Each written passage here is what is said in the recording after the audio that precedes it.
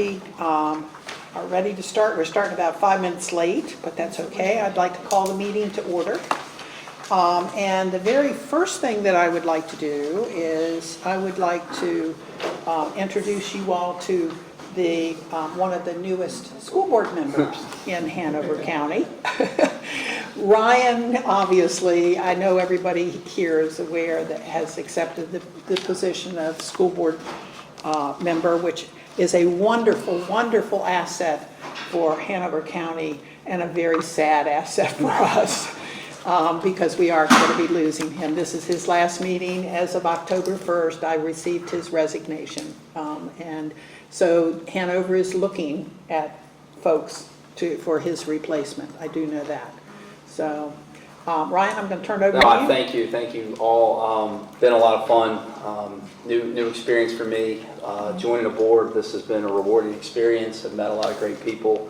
We'll certainly miss this. Honored to have the opportunity to serve on our school board. But want to thank all of you guys. I know the library's moving in a great direction with Jamie and Sharita and the board. So you'll be missed. I'll be around. You still have my number. If I can help in any way, please let me know. But We will. Thank you. Appreciate it. So, well, congratulations. Thank you. Yes. Thank We're proud of you. We graduated. you. You graduated. Thank you. I'm not sure. Depends on who asks. Yeah. Well, that's true. That's true. Thank you for all your hard work and commitment to the Thank board. you. Yes, Appreciate yes, we appreciate everything you've done here. Okay, next item on the agenda is consideration of agenda amendments. Do we have any amendments to the agenda from anyone? Okay, if not, I would call for a motion to accept the agenda. So moved. Okay, Sharon, and do I have a second? Second. All right, all those who are in favor of the agenda, please say aye. Aye. All opposed? Okay, so the agenda is accepted. Next thing is citizens' time, and Mary, I think you're our only citizen right now. I'm glad to see you here. That's fine, that's fine.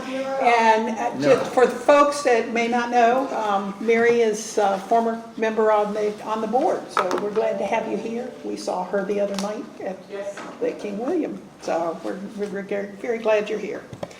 Okay, so we do not have any citizens to speak, and which means we need no board time for responses.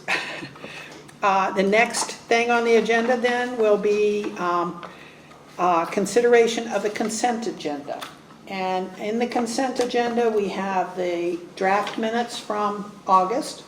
We have the board financial report, the the August warrants, the August monthly deposit record, and the August fund schedule. Are there any questions? Do we need to pull any of those out, or can we leave them in the consent agenda? In that case, Madam yes, Chair? yes. I've already spoken to Sharon. I told her I probably said it, but I misspoke if I said it in the way it ended up in the minutes. I said that I didn't answer my phone and that I didn't read emails.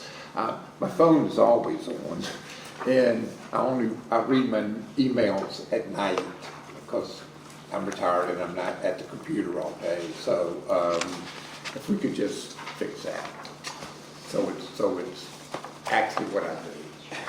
Not a big issue, but Hey, I want would them to like be that sheet accurate. corrected in the minutes. So what's he doing? So thank you for understanding. Okay, With that small modification, I would approve the consent agenda. okay, that made a motion to approve that. Great, okay. Do I have a second? Second. All right.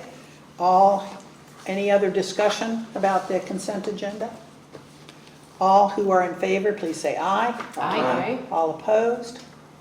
Okay, so with that minor modification, the consent agenda is approved.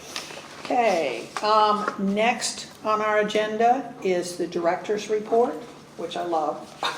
Got a good director's report again. Some photos. Yeah. Okay, so I'll ask Jamie.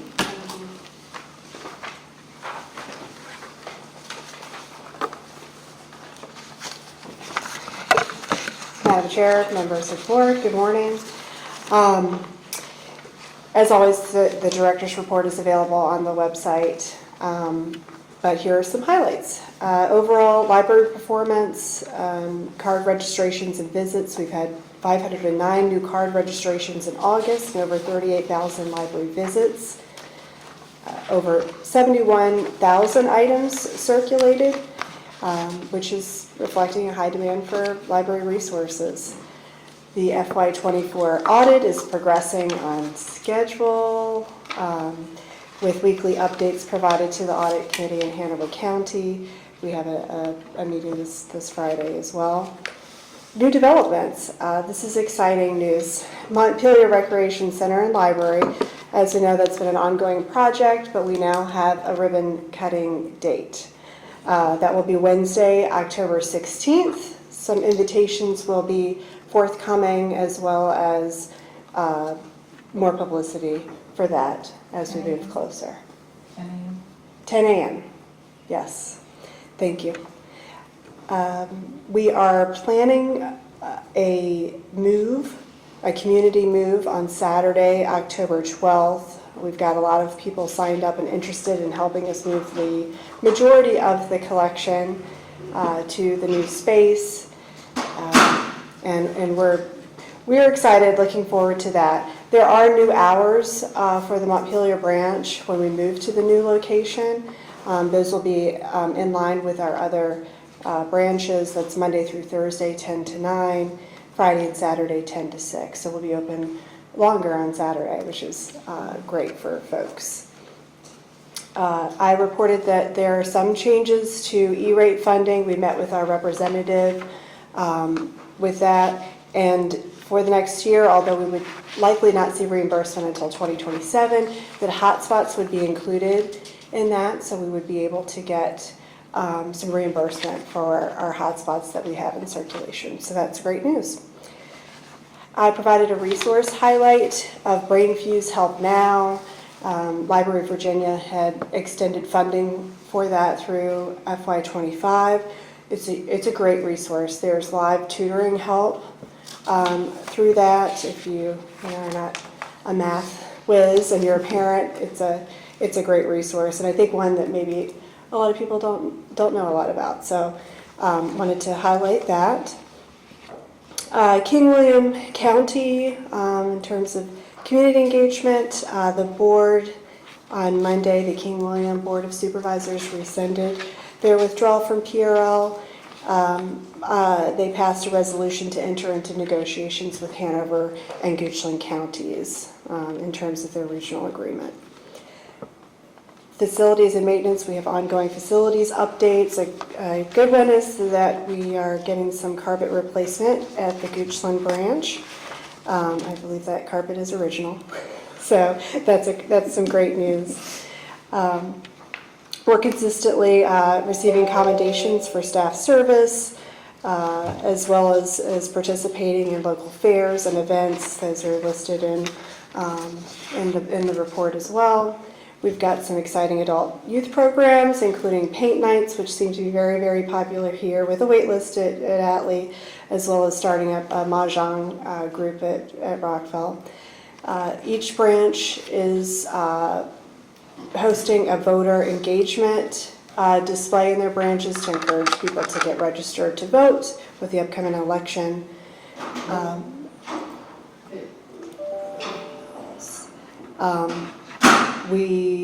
Staff presented the Finance Committee the budget for FY26, and we'll be doing a presentation later on in the meeting today. And it's been a busy month, lots of meetings and planning, but I think that it's put us on the track for, set us up well for a good fiscal year. So thank you. Oh, and I would be remiss if I did not promote the Atlee Friends book sale, which is they're going to start setting up as soon as we finish today. So that sale is going on this weekend, Thursday. from 4 to 8, and then Friday and Saturday, 10 to 6 and 10 to 2. So, thank you. Can you, nope. Yes. No, you. Sorry. Can you talk about this brain fuse a little bit more? Sure, Um, sure. That's an online resource available to anybody. It is, yes. Actually. Yeah, that got my new school board member hat going really Sure, quickly. sure. So, It is a resource entirely funded by through the Library of Virginia, so it's available to all public libraries to provide to their citizens in their service area. So that is on our website. It is under Learn and Explore. Let me see if I can turn on. and if it's easier for you to follow up with an email, that's fine. I can do that, but I'm happy to talk about it because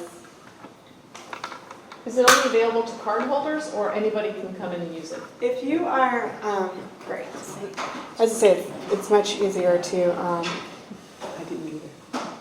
it's under our databases on our website. BrainFuse also offers a lot of other services for veteran services and job help as well.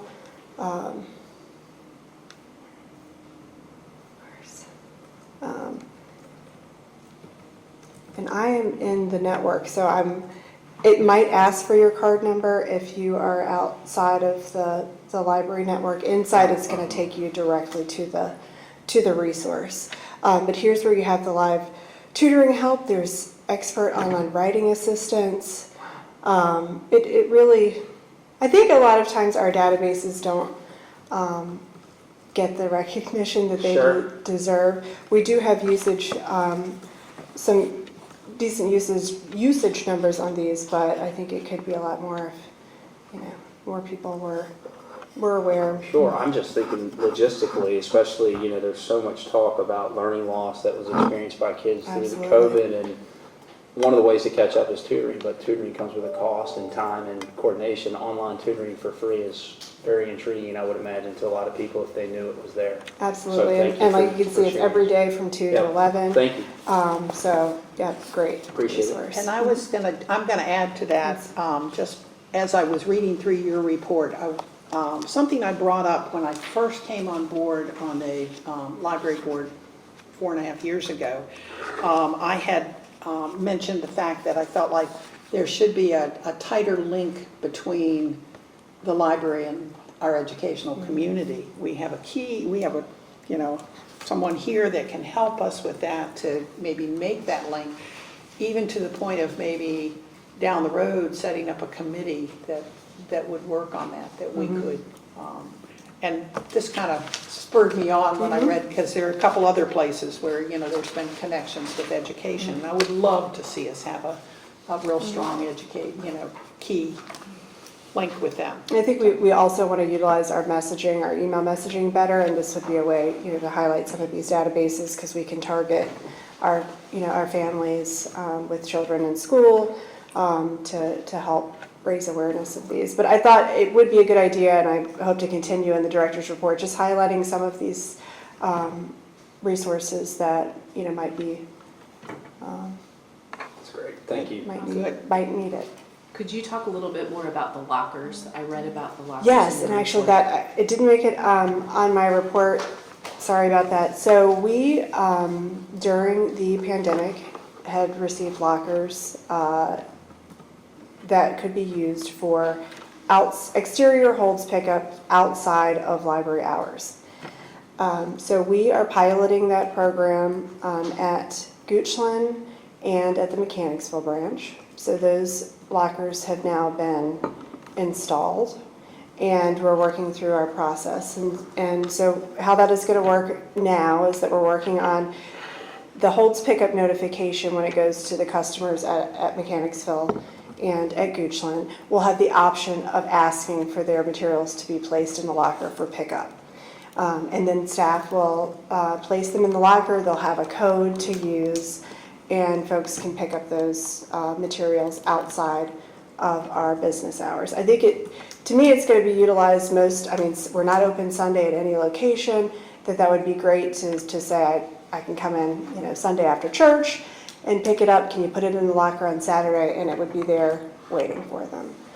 So I'm hoping to be able to give you some updates on that as we kind of progress through work. I think it's great that we're utilizing it in a couple branches, work out the kinks, figure out what works best before we mobilize that everywhere. And we had even talked about down the road, having lockers that were in other locations, not at the library, but maybe in a, you know, shopping center, at a location in a shopping center, or maybe even like in So the fire Bridgestone, department. Yeah, we have a new retirement community there. We thought, you know, that might be something, but the logistics of then you got to get the books to the locker, Right. you know, so, Yeah, that would- you know, there are a lot of things to work out, but we're thrilled. It would be that a we're cost to starting work with out. this. Here, these two locations that we chose for the lockers have overhangs. We don't believe that these lockers are waterproof. So when we put them in locations, we're gonna have to build something to keep, obviously, the elements from ruining the materials that are in the Yes, that's lockers. a good idea. But we felt this was a good start.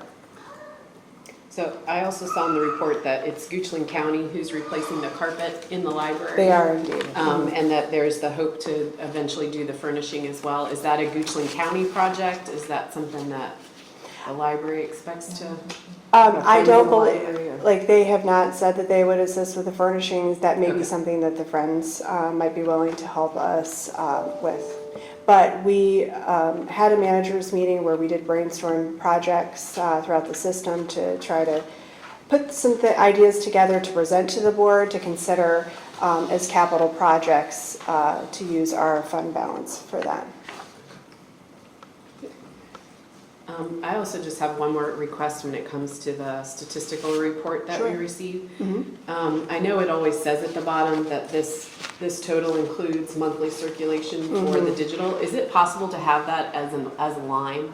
Because I usually end up just adding it up and subtracting it myself. Is it possible just to have it like a digital circulation line with a total? Let me work on that. Okay. Yes. And then, so the rest of it's all print, right? The 71,000, or the, minus the 10,000, I think it was. There are certain digital resources that will break it down by branch. They will, okay. Yes, there's okay. only a few that do not. Okay, so this is a combination of digital and print It in some? is. Okay, It is. But I think we can do that, if not on that dashboard, but create maybe one that's got print and digital Okay. and list those. okay, But we can definitely make that more clear. okay, cool, thank you. I just, since it is my last meeting, I want to commend you on the level of detail, transparency, and effort that goes into this. And it's appreciated, I know, by the board, and you deserve to be commended for it. Thank you. I can't take credit for it. I was do- assuming you've had help, so. All the credit for it, I do ask the managers to contribute, but, so it is a team effort, but thank you. Yeah, and I think as we move forward, maybe we should I think maybe Jamie has ideas too, how we could make this better. I know Yes. you're trying to fix a structure that was kind of put in place a few months ago, but as we move forward, I think there is definitely flexibility for reevaluating that and seeing what works best for you guys. And if there are things that aren't in there that you'd like to, or whatever. And I love the way that you brought in the brain fuse and just make us aware of the bigger picture. So thank you for that. You're welcome. Any other questions, comments? Thank you. I agree with Ryan. I have to tell you, I love this report. So, Thank you. all right. Next on our agenda is legal counsel updates, and we are going to do some training this morning, too. I want to give you all a handout. Okay, great, thank you.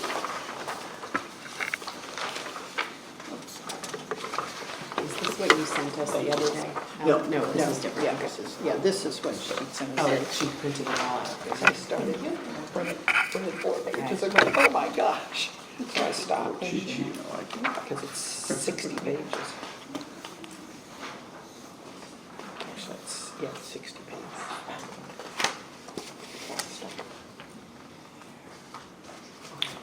Are you ready for your PowerPoint? Yep, you can, Okay. yep.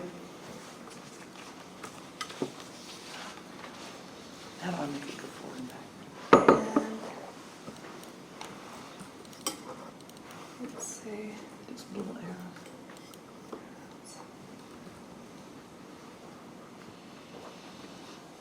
I'm trying.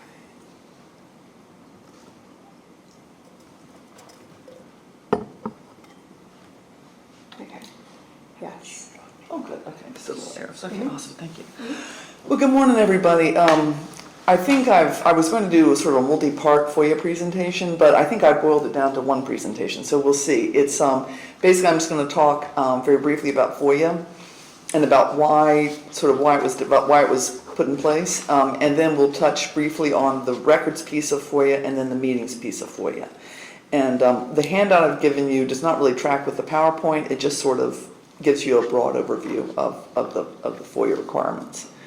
One important thing to emphasize before we get started is that the major obligations of FOIA compliance fall on me and the staff. The big thing, the reason I give this presentation to boards I work with is because you are required by law to have a copy of the FOIA and to become familiar with it. They don't say read it, study it, memorize it. They say become familiar with it. And so that's why I do this, is because you just need to be aware of FOIA. But the main thing that falls on you all as board members is to be aware when people make FOIA requests and make sure those get into the right hands. Because it is possible that someone could approach you somewhere and just say they wanted something. Now, we'll get into more what they have to provide you to get the information. But the main thing really is, well, it's twofold. One is to make sure if you get a FOIA request that it gets to the right people who can fill it. That's me or usually more of the library staff. And the second thing to be aware of is the meeting requirements. And I'll touch on this a little bit. If you run into one another at a grocery store and you start chatting, it's just for you to be aware that you may not be talking about business. You certainly don't want to talk about business. You don't want to meet up informally and talk about business.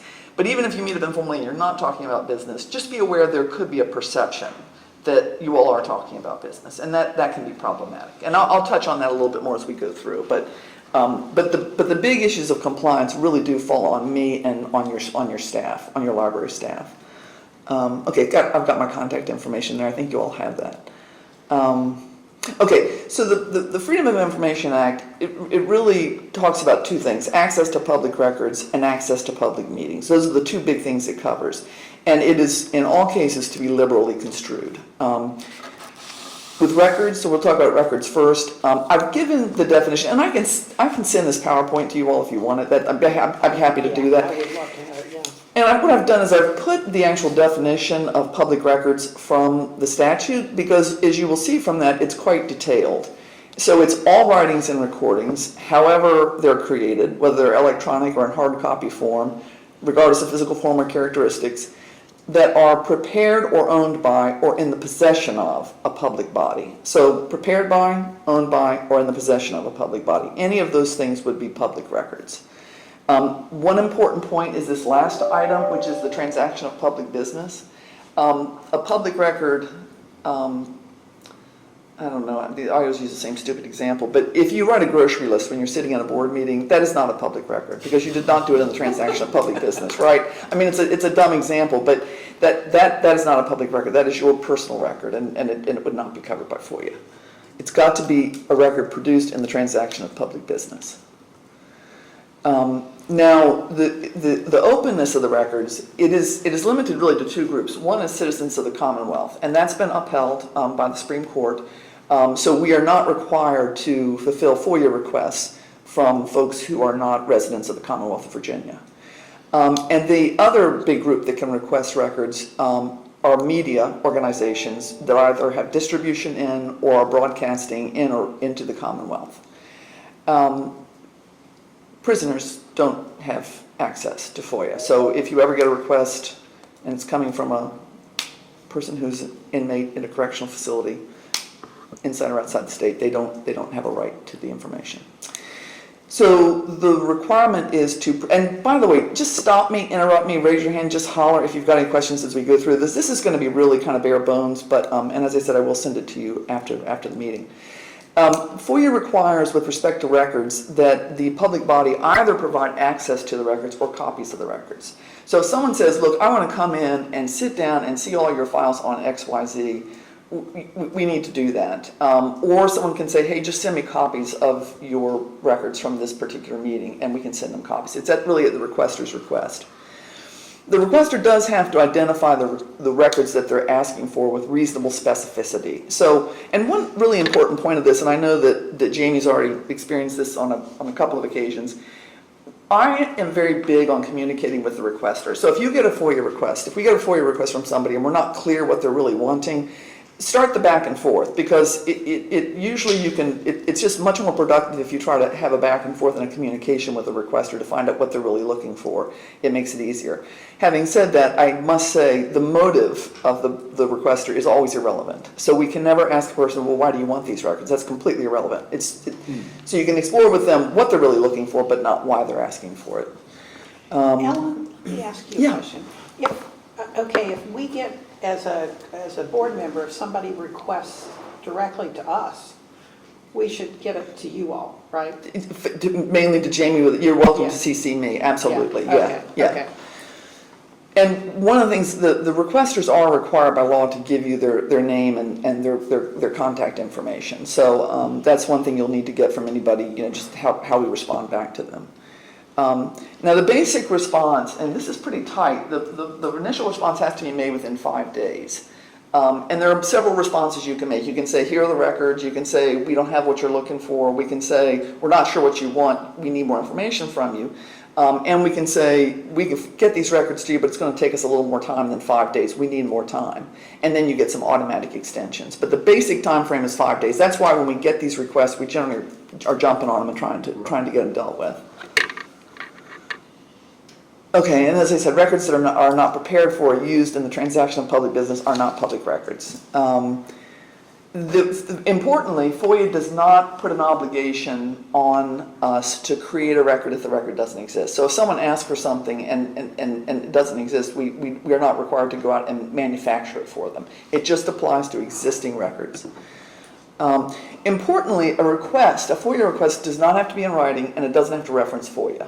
So that's just, a lot of people will say under the Freedom of Information Act, I'm requesting the following information, but they don't have to. So there's no sort of magic language.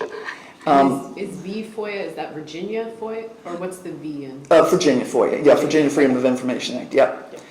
And then certain records are exempt from disclosure. And you have to tell people, so if someone comes in and says, hey, I want the personnel records for all the library staff, the response is, you can't have them because they're exempt from disclosure under XYZ statute. So some of the main records that are exempt are the personnel documents, documents providing legal advice. So I've sent you all some memoranda recently, and those documents would be privileged from disclosure. Records that are compiled or recorded in closed session. Now you can't just take a document into a closed session meeting and then say it's protected. Okay, the document has to either be recorded in the closed session or compiled exclusively for use in the closed session. But anyway, we'll sort of address where those niceties come down.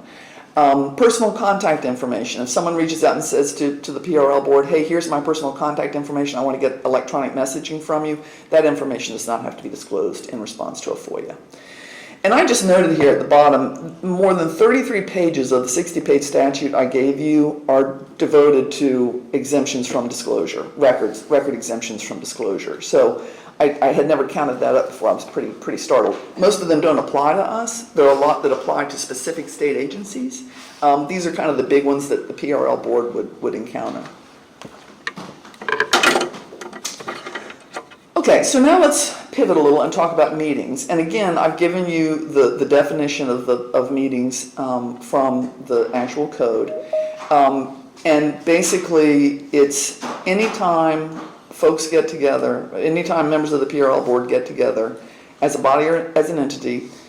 It can be an informal assemblage. When you have 3 people or a quorum present, you've got a meeting, okay? So 2 and under is not a meeting, 3 or more is a meeting. And it doesn't matter whether you're taking minutes, it doesn't matter where you are, it's just that assemblage idea of the fact that 3 or more board members are together for the purposes of conducting business. All right, just a few things about minutes. Notice of the meetings, not necessarily the agenda package, but notice of the meetings, the time, date, place, has to be posted at least 3 working days in advance of the meeting. And that can be done, and I'll talk to you a little bit about this, Jamie. There are some specific provisions in the code about where that has to be posted. It has to be posted on the website, but then it identifies a couple of other places. So I'll talk to you a little bit more about that, and we'll deal with that. Minutes have to be taken at the meetings. Closed sessions are only permitted for specific reasons. And most importantly, the only time the board can take official action is when it's in an open session. So you can talk and chat and discuss and resolve and deal with issues in closed session. But in order for something to constitute as an official action of the PRL board, it has to occur in a recorded vote in an open session.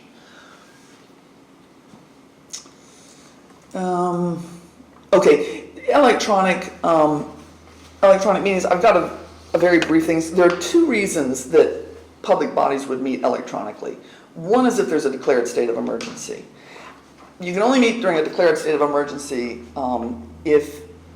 electronically in order to conduct business, only where it's unsafe to gather in a single physical location, and in order to conduct business to allow for the continuation of the public body. That's never really going to apply. I can't imagine that really applying to the PRL board. It's a pretty extreme example, okay? So I'm not really going to cover or address that emergency piece. That's a declared state of emergency. So I just don't see that really. Local governing bodies might need to come together in a declared state of emergency to keep the lights on in the county office buildings, but PRL probably would not need to meet. There's another provision, and this got strengthened and refined a little bit during the COVID crisis, but PRL board members, individual members, are allowed to join the meeting electronically so long as there is a quorum of the PRL board assembled in a single location. You will have adopted a policy to governing your electronic participation. You actually have to adopt that every year, and so I'm going to make some revisions to it and then bring it back to the board, probably at the next board meeting. But it'll be a pretty pro forma thing. But it does need to be adopted annually. I've detailed in the handout I gave you reasons for remote participation. There are basically 3. One is if you or a family member for whom you are caring is unwell and medically there's a medical condition. The second reason is for a personal reason. If it's for a personal reason, you do need to notify the board and you need to have it included in the minutes what that personal reason is. Not a huge amount of detail, but you've got to sort of explain what that personal reason is. There's a third reason for meeting remotely, and that's if a board member's residence is more than 60 miles from the meeting location. You all don't include that as an element in your policy. You may want to add it just to have full coverage, and I think I will add it, and then if you want to pull it back out, that's fine. But I think it just would be good to track your policy entirely with the statute. Just in case one day there is a meeting that's more than 60 miles and someone says, I just can't make it. Okay, so that's the electronic meeting participation policy, and as I said, I'll be bringing this back to the board at the next meeting. I'll work with Jamie on that. So, I'm sorry this font is so small. Can you all read this? Is it coming up? Yeah. I guess it is big. It's Okay, good. I didn't know why I made it so tiny, but anyway, so this is what I was talking about earlier. The PRL board member responsibility. Read and become familiar with the act. Anybody, I did send it out yesterday in electronic form. It's 60 pages, but if anybody wants a copy, again, just don't hesitate to let me know if you want a hard copy to I read. saw that, just a few pages. Yeah. I started to print and got through 4 pages and went, oh my gosh. Yeah, I should have warned everybody. I should have told you it was 60 pages. And again, it really startled me. 33 pages of exemptions of records that most of which don't apply to us. So, So here's the second thing I was talking about earlier. Avoid discussing public business with more than one other PRL board member outside of formal meetings. And then recognize, and again, it's okay, actually, it's technically okay under the FOIA for 2 board members to talk about business outside of a formal meeting. That's actually okay, that's permissible under the FOIA. I don't think it looks great, and it's a public perception issue, and so I just kind of caution you against it, but it is permissible. It's just you add that third person, and that's where, boom, it's a meeting, and suddenly it's an issue. And I said recognize there may be an appearance of impropriety if PRL board members are chatting with one another outside of a formal meeting, but it's no biggie. The last thing is, and we've talked about this before, I think, is just use care when you reply all to an email. And I've talked about this once before, but the issue is that if Jamie sends out an email and the board chair replies all, and the vice chair responds, reply all, and within a few minutes later, it's a simultaneity issue that there's a concern of. Once people start responding to one another in real time, and it's just a few minutes apart, suddenly, boom, you've got an electronic meeting going on that was never announced or noticed. So just use care with that. There is no problem with Jamie sending out an email to all the board members. That is not an issue. That is perfectly okay. It's just when the replying starts, that's when the issue gets more problematic. Can I just clarify, but if there are days or hours between? It's not a big. It's not an issue. It's not a big issue. Yeah, it's just when suddenly you're looking at these. I mean, and the Supreme Court has done a case on this, but they don't say 5 minutes is bad, an hour is okay. They don't say that, but believe me, we can make the argument if it just use judgment as to what starts to look a little strange.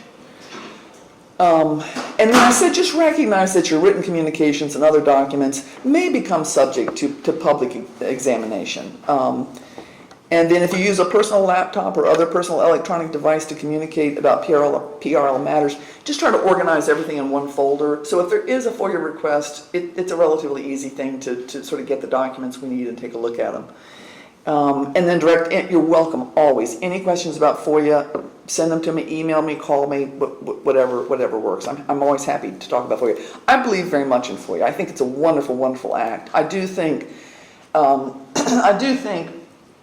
in recent years, the state has become more punitive with FOIA towards local governments, unnecessarily. I mean, I think there are some local governments that make mistakes, I think, and maybe don't respond properly. And there have been some violations, but there's actually more straight-on FOIA violations occur more frequently at the state level than they do at the local level. But anyway, I do believe in FOIA. I think it's basically a good statute. It has gotten a bit more onerous. It can be abused, but I'm always happy to talk about it. My responsibility, I have to give you a copy of the FOIA every time you're appointed or reappointed to the board, and I will make sure that happens going forward. Working with staff, of course, to try to ensure that the PRL board meetings comply with the FOIA. I try to support the PRL staff. I am your FOIA contact person. I am the what is it called, the FOIA officer? Okay. So I am the designated FOIA officer for the library. And Jamie and I have talked about working with, helping to get her get trained on FOIA, and then probably that responsibility would devolve onto her no time soon. So you've got enough on your plate. I do have a question. Yes, Jim. When you were talking about email, and they could be, you could talk about electronic communications. The same applies to text, right? I'm sorry? The same applies to text. Should we be sending? Yeah. Oh, yes. Oh, my. Yes. Thank you. Yes, absolutely. Text is the same thing. It is. It's any kind of. I'm just reminding myself. No, you're absolutely right. I should have mentioned that. I'll make a note for that for the future. But yes, any kind of electronic communication that is occurring within minutes or seconds, is going to start to be looked at. Okay. I mean, it's just like being together talking, right? When you start saying when it gets very close in time and space. So, okay. So thank you. Yes. And then I try to work with Jamie and give her a hand with making sure we get our FOIA responses out. And then ensure the closed sessions are properly authorized. Again, that's on me to make sure things go well. And then try to address your questions as clearly as possible. So what's the value of my opinion? Well, interestingly, my opinion has no value to the courts. So it's another bad example of how they treat local governments. So really, but I'm aware of that, right? Thank goodness I'm aware that my opinion doesn't really matter much. So what I would do is, in giving you guidance, if we ever got to a point where there was a question, there was an issue, and you needed guidance, I would look at the FOIA Advisory Council, and I would look at case law. And so I would build any kind of guidance I had for you on FOIA around case law or FOIA advisory opinions. And that is what you would be relying on. But don't worry about that. My whole job is to make sure you never have to deal with the fact that, with the question of whether or not we did something right or wrong. That's going to be my job. Blah, blah, blah. I'll send you all this thing, you can read it. I just don't understand why we don't get some value. Penalties, I'm not going to really spend much time on this.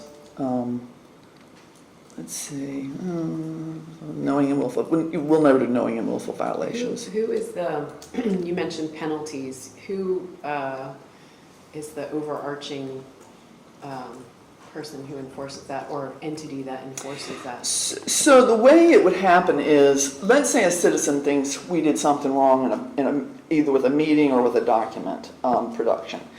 They would go into court, into the circuit court, and they could file a writ of mandamus, basically charging us, saying, tell PRL to comply with FOIA. And that's where the penalties start. That's where the penalties start coming into play. The court would be the one to make the determination.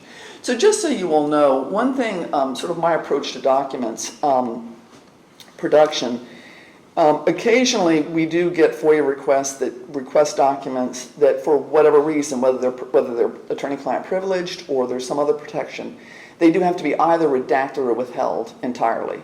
So whenever that happens, I make sure that I have a copy of the document, and we do it through our Just FOIA program. I used to do it informally a different way.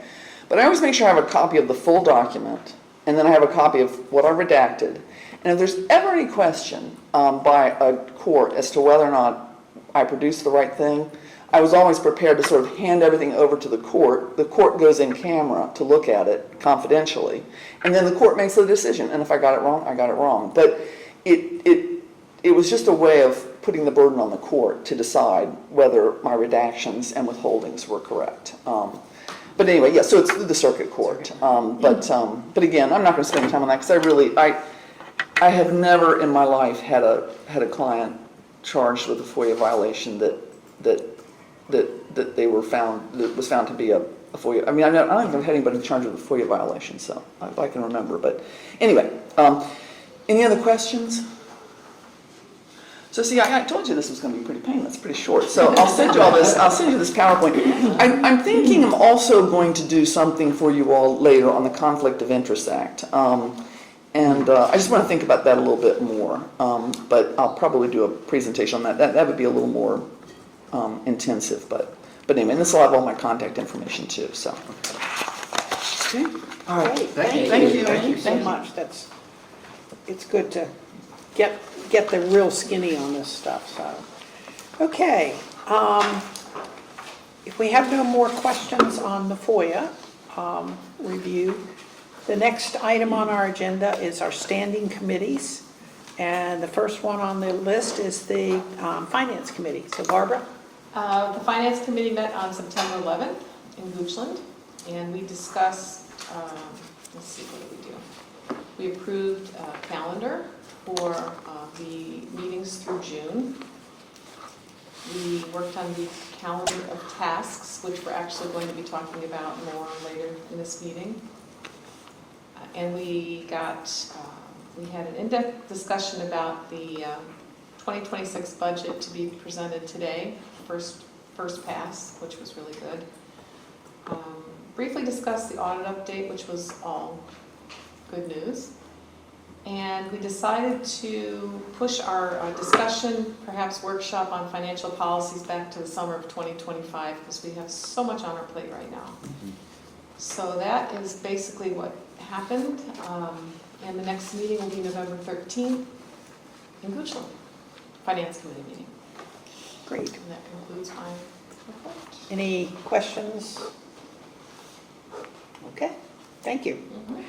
Okay, next is the Personnel Committee, and Bob is not here, but Sharon has agreed to present for the Personnel Committee. Sure.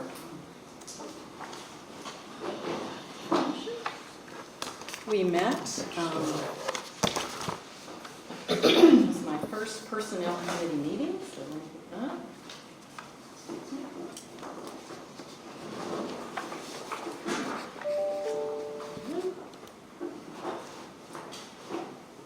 This one. We discussed, one of the things that we discussed was our calendar of meetings and a calendar of tasks. We did develop the committee meeting schedule. The next meeting will be January 22nd at 9 a.m., April 23rd at 9 a.m., May 14th at 10 a.m., and May 28th at 9 a.m. We discussed the development of draft job description for the PRL director, and Ellen is going to work with Hanover County regarding that job description. We discussed the development of the process and review schedule for the acting director, including the final performance review. We also discussed the nominating committee and whistleblower policy, the salary survey structure and evaluation, and we discussed this at length.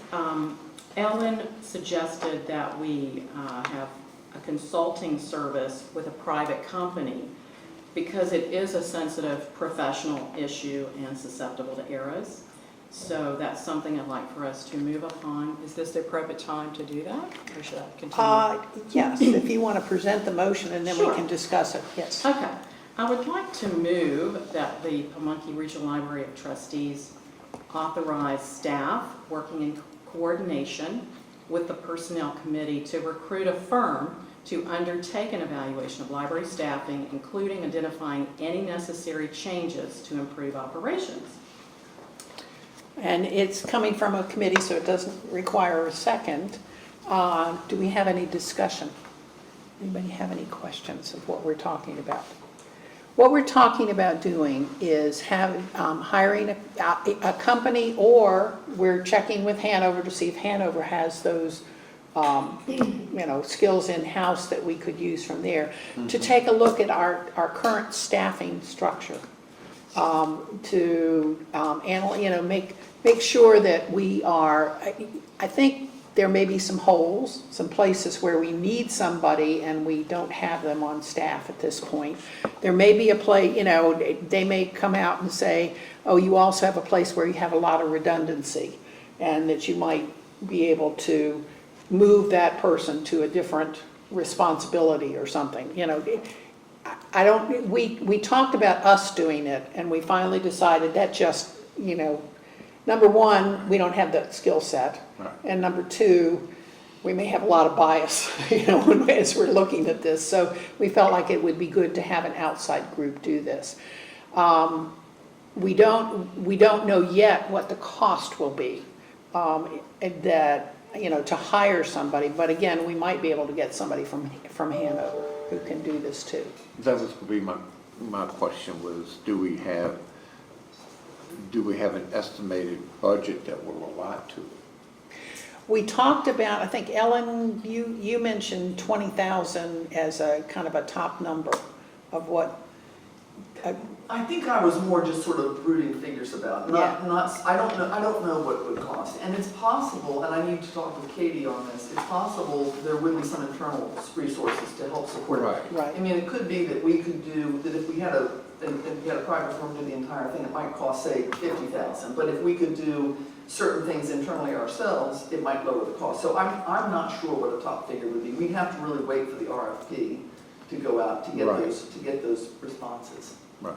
So, Could we mention Hanover County in the motion? Because right now it just says an outside firm. Is We it can. possible to okay. amend that to say, in coordination with Hanover County Resources or something like that? I think we can. If we do that, we have to have a second for the amendment, correct? Because that's not coming directly from the committee. The committee had approved this motion to come to us. And I'm looking at Ellen because I'm going, I think the second would be good, and what you can Yeah. do is just simply offer the amended motion, and I think you can just have it working in coordination with the PRL, the Personnel Committee, and with Hanover County.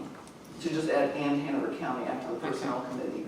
And then that motion as amended would be before the board, and you'll need a second and Yeah. a vote. Yeah. right, okay, so I will, I think it's a good idea, but I think that before before we discuss, let's get a second. And then Oh, I'll let you okay. discuss.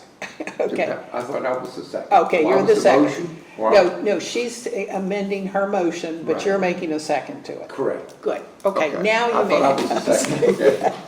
We're trying to get there. It's all Yeah. good.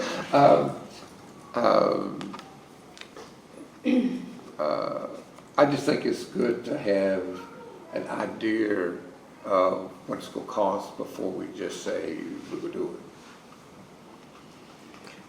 And I think as Ellen said, the RFP will help us Right. with that. Right.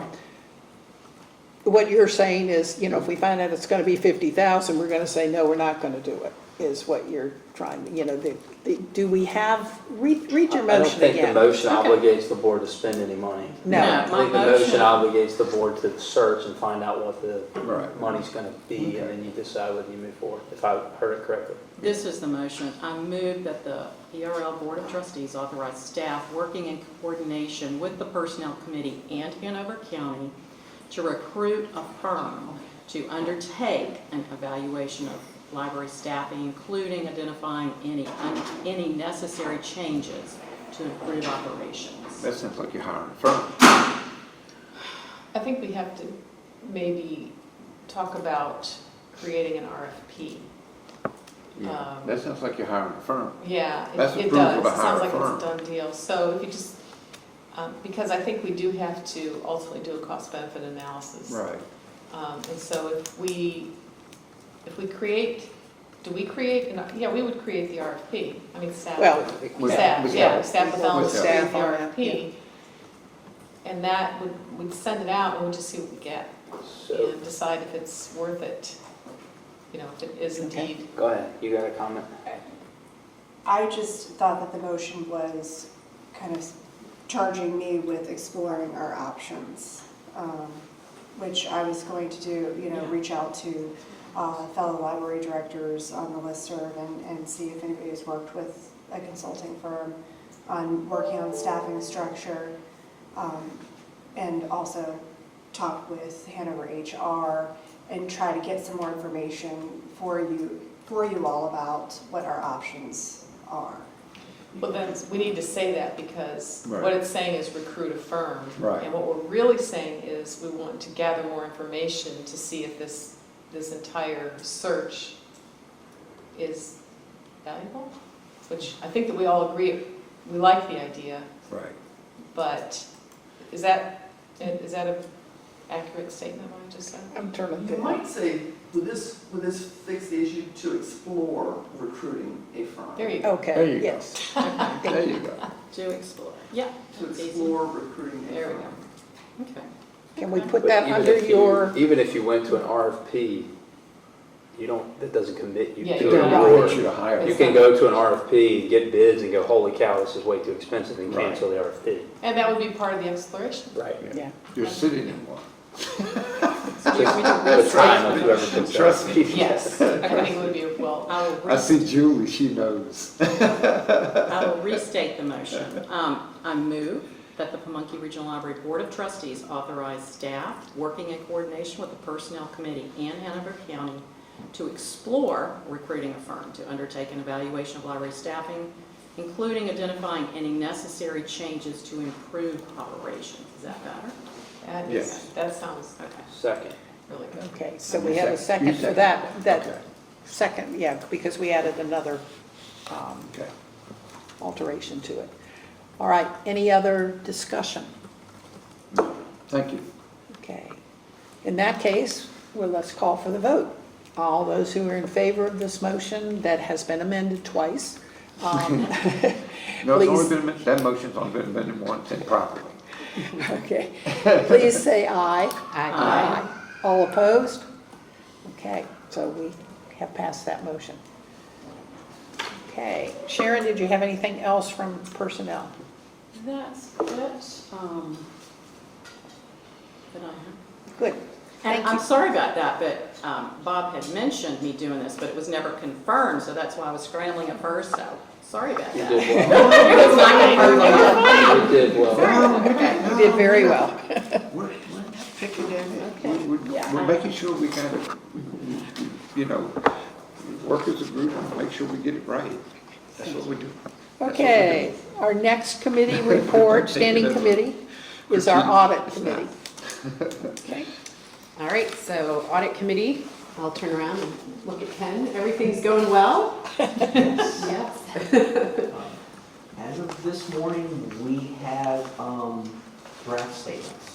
Awesome. Good. I haven't looked at them because I really literally just got them. But yes, what is called the client provided requests have all been fulfilled and submitted.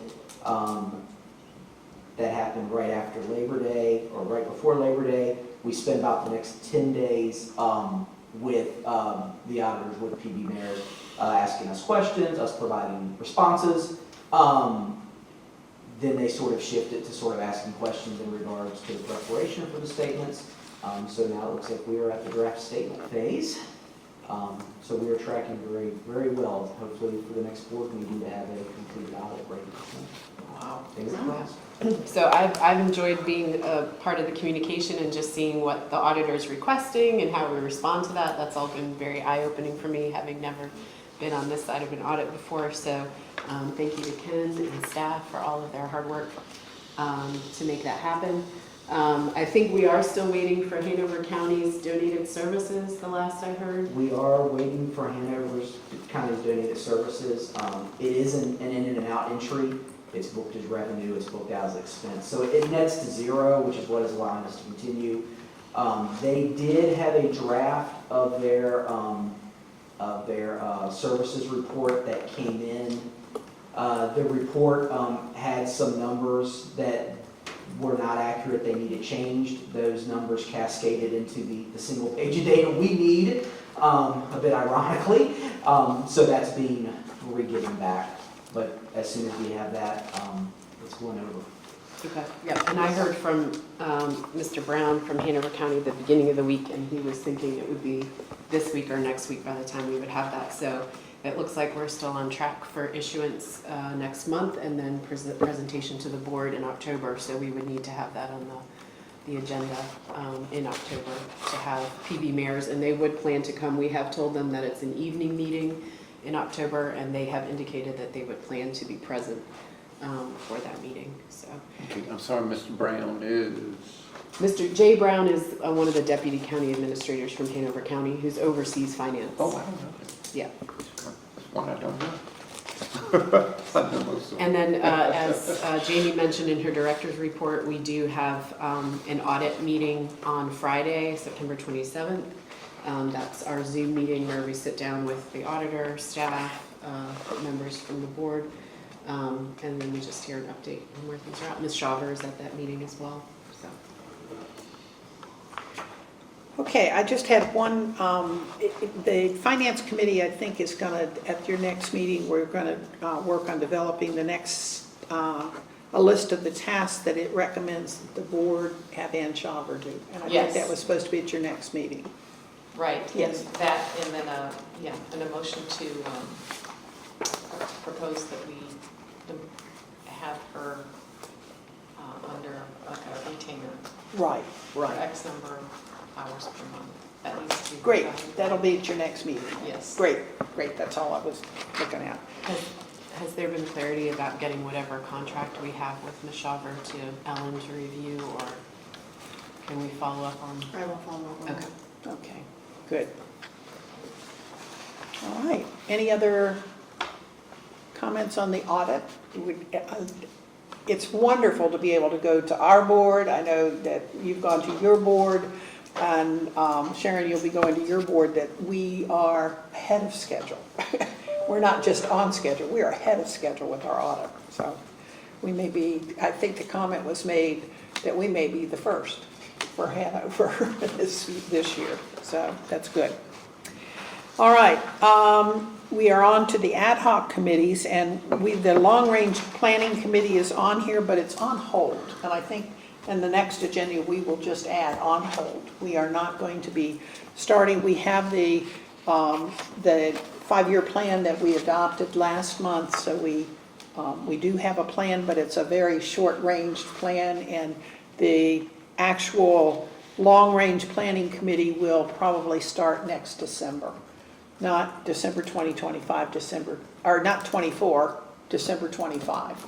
We'll start working on doing the full-blown long-range plan with the surveys and the questionnaires and interviews and all kinds of things. So, okay, old business. Can I just Montpelier- ask one quick question? Yes, Sorry. yes. We got this director's goal document in our board packet. Is this something that we are to pass, or? No, that came through the personnel committee. The Okay. personnel committee passed it. Okay, Yes. so We I just just know didn't, last year it came to the full board, so Yeah, I wasn't sure yeah. what, okay, Yeah. all right. So that's just an information piece. Right. Okay, thank you. And same with the minutes from there was minutes that were from, Both in yellow. both in yellow, that were from February 22nd. Finance Committee, February and December, from Personnel. They were both passed by the committees. Those are, again, strictly informational, just for records, so that we have them in the records. Okay. All right, we will move on to old business if there are no other committee comments. Okay, Montpelier update, I think we've done most of that, so I think we're good. I'm glad to know that we have a ribbon cutting ceremony, and I would encourage any board members that can attend to please plan to attend. I'm sorry, I heard you mention it. Do we actually have a date? Yes. We do, as of yesterday. So it's Wednesday, October 16th at 10 a.m. October 16th? And it's exciting that our next library board meeting will be at Montpelier. Hopefully we've worked out all the kinks by then. And it will be the first library board's first Right. evening meeting as well. And on October 12th, the community move, is that something that, is that fairly well already arranged, or is that something that you need assistance with, or? We have been gathering at the branch, the managers, anybody that was interested in helping us move the collection, because that will be primarily what we're doing that day. And she's got a list of over 100 folks. You don't need us. Now, of course, they all signed up because they were interested, not knowing the date, so I'm sure we will kind of end up with fewer folks. But I think we've got a good group of folks to help us with that move. What does that look like? Just hauling a bunch of boxes into your minivan and driving to the new location? I mean, It is does. that- In this instance, since we're in the Arts and Activities Center, we're not going to be using, vans, but likely just Right across. hand Just trucks hand- and moving the boxes. Oh, okay. So the few days, we utilized the few days that were closed ahead of that move to plan and organize where things will go. And then, we'll utilize folks to put them in boxes and move them across the street and put them on the shelf. Our goal would be to have the entire collection moved in that day. What time We is have done that it on that before, day? so Yeah. we'll see if we can do it again. What time is that scheduled on October 12th? Is there like a start time? I did- or- Not yet. 9 o'clock? 9 o'clock, okay. Likely, but it's not yet. Okay. When we firm that up, I will certainly send that out if you want to get some exercise that day or put your Day kids of to the week work. is the Exactly. That's what I will do. All right, great. King William updates, and we thought that we'd try to give at least an update on the status of the regional agreement.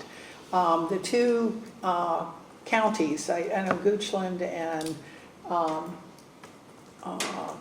Hanover have been working, and I guess in conjunction with King William, have been working on an agreement.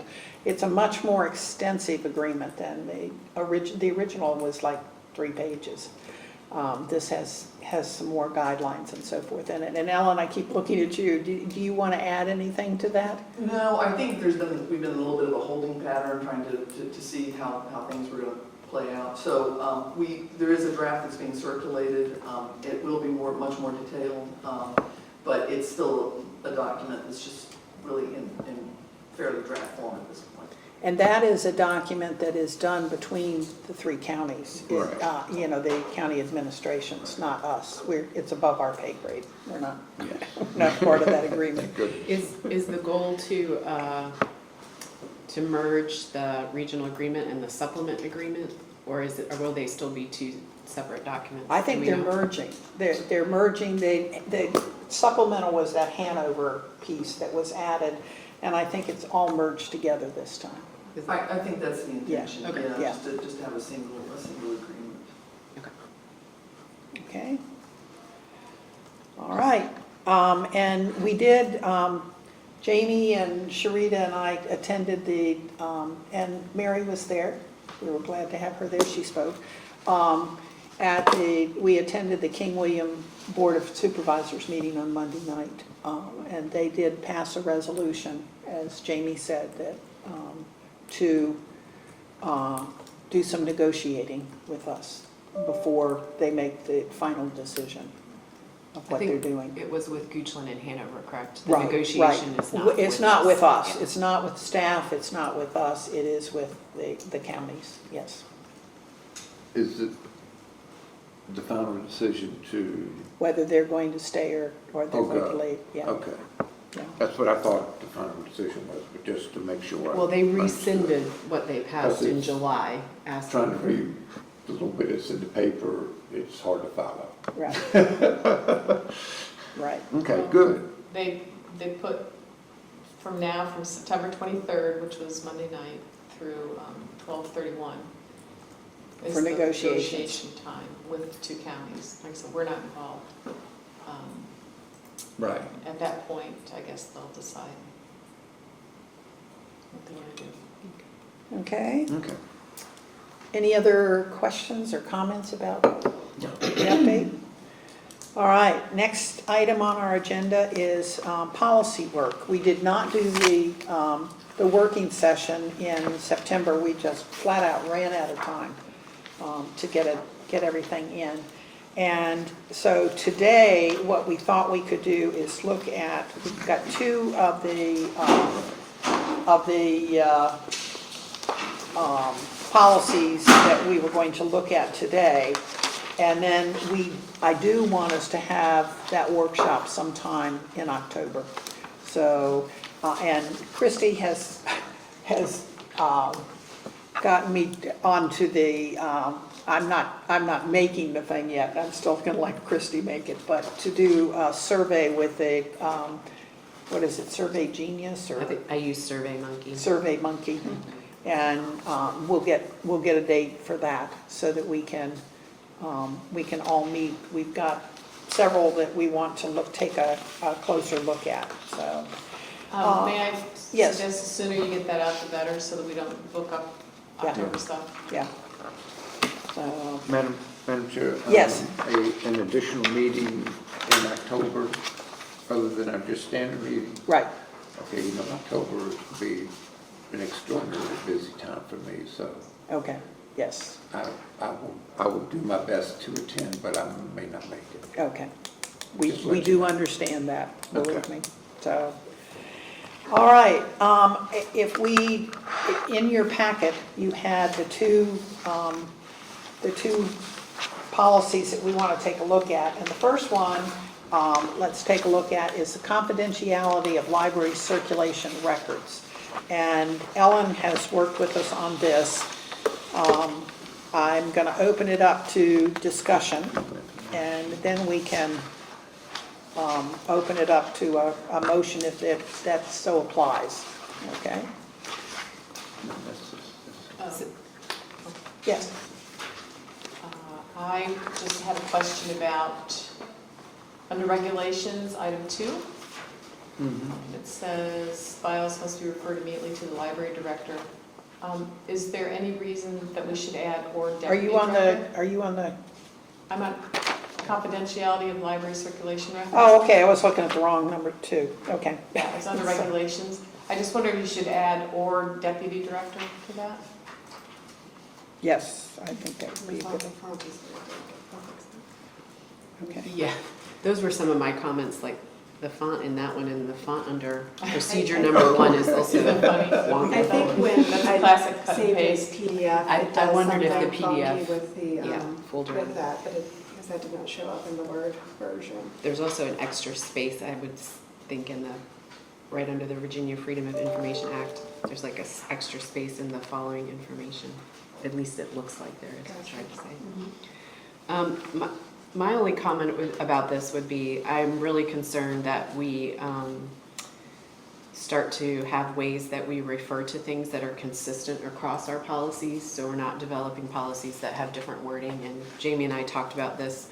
The reason that this is a draft version 3 is because when it was written, it used the word user, and we've changed that now to be customers, so that we consistently refer to the people that are coming to the library as customers, that we do that throughout the policy, rather than changing the word from user to patron to everything else. So I think that's pretty consistent here. Also, how we refer to library.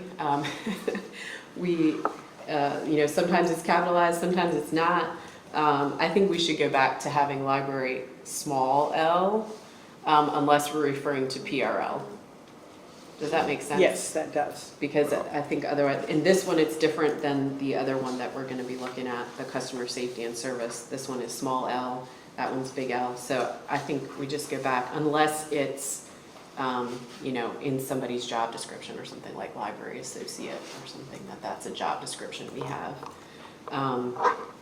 And then the other thing is, I think also, maybe can we agree can we just refer to the director rather than, because sometimes we do library director, sometimes we do just director. I just think it would be good if we just consistently just say director. Is that sufficient, or do we feel we need to say library director? I think director. Well, I think it should be, in this case, library director. Okay, well then, I'd like us to see us do it everywhere then. You have to Yeah. be specific, it has to be specific to the library. But we don't do that with deputy director. For example, if we look at, under procedure 3, it says must be reported immediately to, we should say the library director or a deputy director. Is that sufficient? Library director or deputy director. A deputy director, Right. okay. So whenever we refer to the director in the policy, we will say library director. Director. Okay. I just think it's good we have some of those things in place, so that as we move forward, we're not changing our formatting and all that kind of stuff. And also on 3, it seems like it would be appropriate to say the requester must be referred to the director or deputy director, just as it is in the sentence before. Can we just combine those sentences? Must be Seems like reported it's- immediately and yeah. and requester must be referred to the director or deputy. Yep.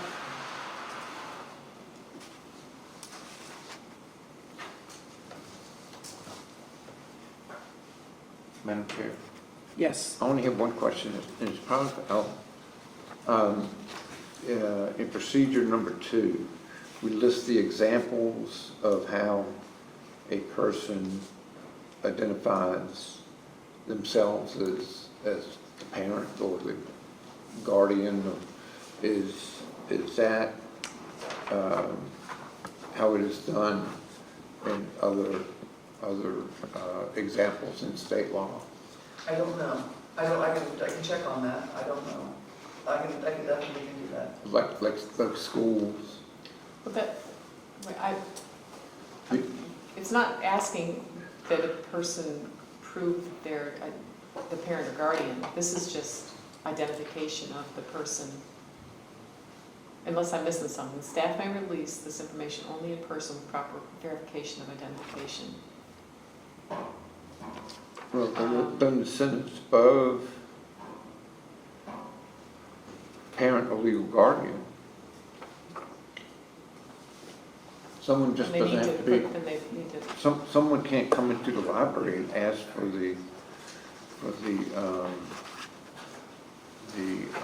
staff may release release information identification. Just because they're 18 years old, Okay, right? let's see. I guess that needs just to be made, may release this information in person with proper verification of identification of parent or guardian. Well, but is it consistent with state law? I just know from being married to a teacher for 45 years that what happens in the schools is very specific about who can pick up a child at school. And I think that we should meet that standard. And you know, I don't know that we need to add parent or guardian. Well, yeah, we could. I was just sitting here thinking sometimes a parent sends a letter and say, you know, at school, and it would say, you know, their grandparent is going to come pick them up, their name is, but that's their guardian, yeah. Right. At that point, so. I just want to make sure we're following what schools follow in regard of releasing records. And I don't know if we Yeah. want, I don't know, so you can approach this a couple ways. You could just approve it subject to my confirming that you've got the proper language in there, or we can bring it back next month, whichever you want to do. I mean, we do have the proper verification, and then we say, for example, and so we're not, the thing we're asking for is proper verification. Exactly. And we just give some examples, so, I mean, I think you could approve it subject to making sure this is consistent. But if we approve it, I don't want it to be used until we have. Then I think we should bring it back next. Yeah, I think it should come back Yeah. next month. See what I'm saying? Okay. I have no problem with it being given to the parent or the guardian. But I want to make sure it's the parent or the guardian. And the proper parent or guardian. And you would determine that by what's on their What application? What By state asking, law, what state law as it stands holds as now, a is parent to or say, guardian? I would like to know, you know, what's on my son's account? Are you the parent of, yes. They would have the card number, we would let them know what is on the child's account, assuming that the child is under 18. And there's What no, we would not, on a juvenile library card, do you have a parent's name on it as well, on the juvenile card in some form? Yes. You do, okay. but it's on, you know, it's only the person that signed them up, so Right. it could be coming in with dad and mom had signed them up, Okay. or that way, so we go based on what they would tell us. Okay. Okay. All right, are there any other revisions, additions, corrections, changes that anybody would suggest?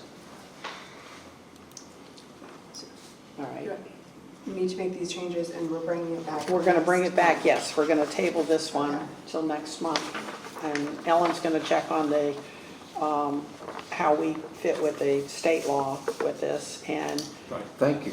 okay, the corrections that I wrote down, and make sure I've got them all, that we're going to use the small l except when it's PRL.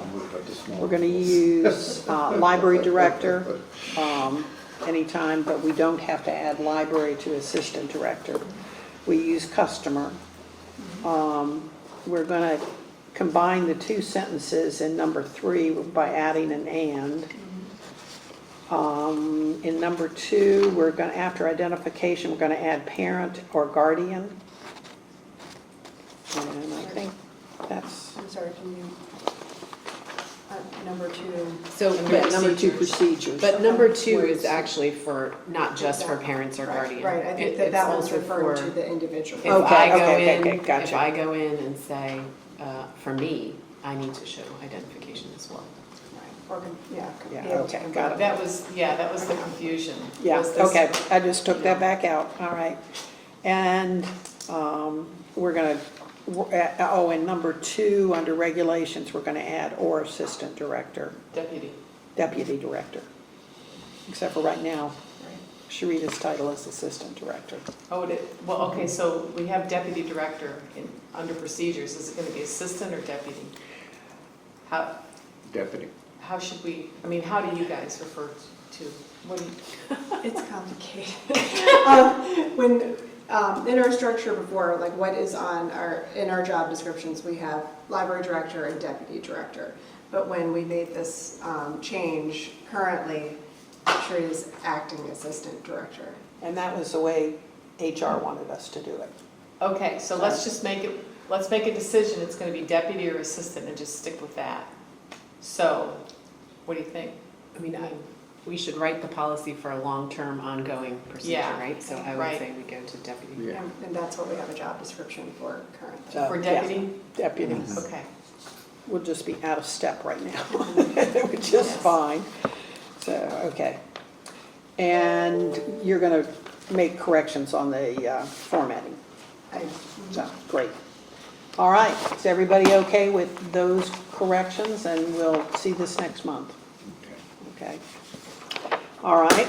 The second policy that we were going to take a look at today is the customer service and safety policy.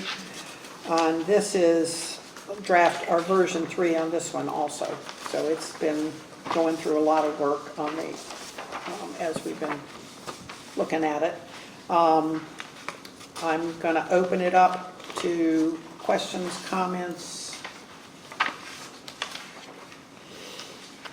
on this one.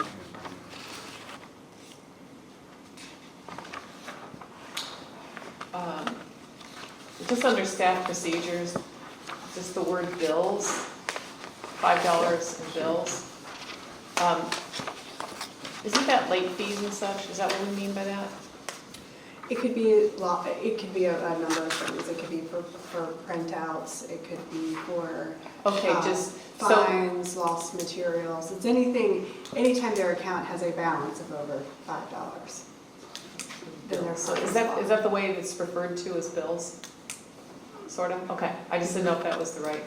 As a person who may or may not have had a few late fees, I just was checking.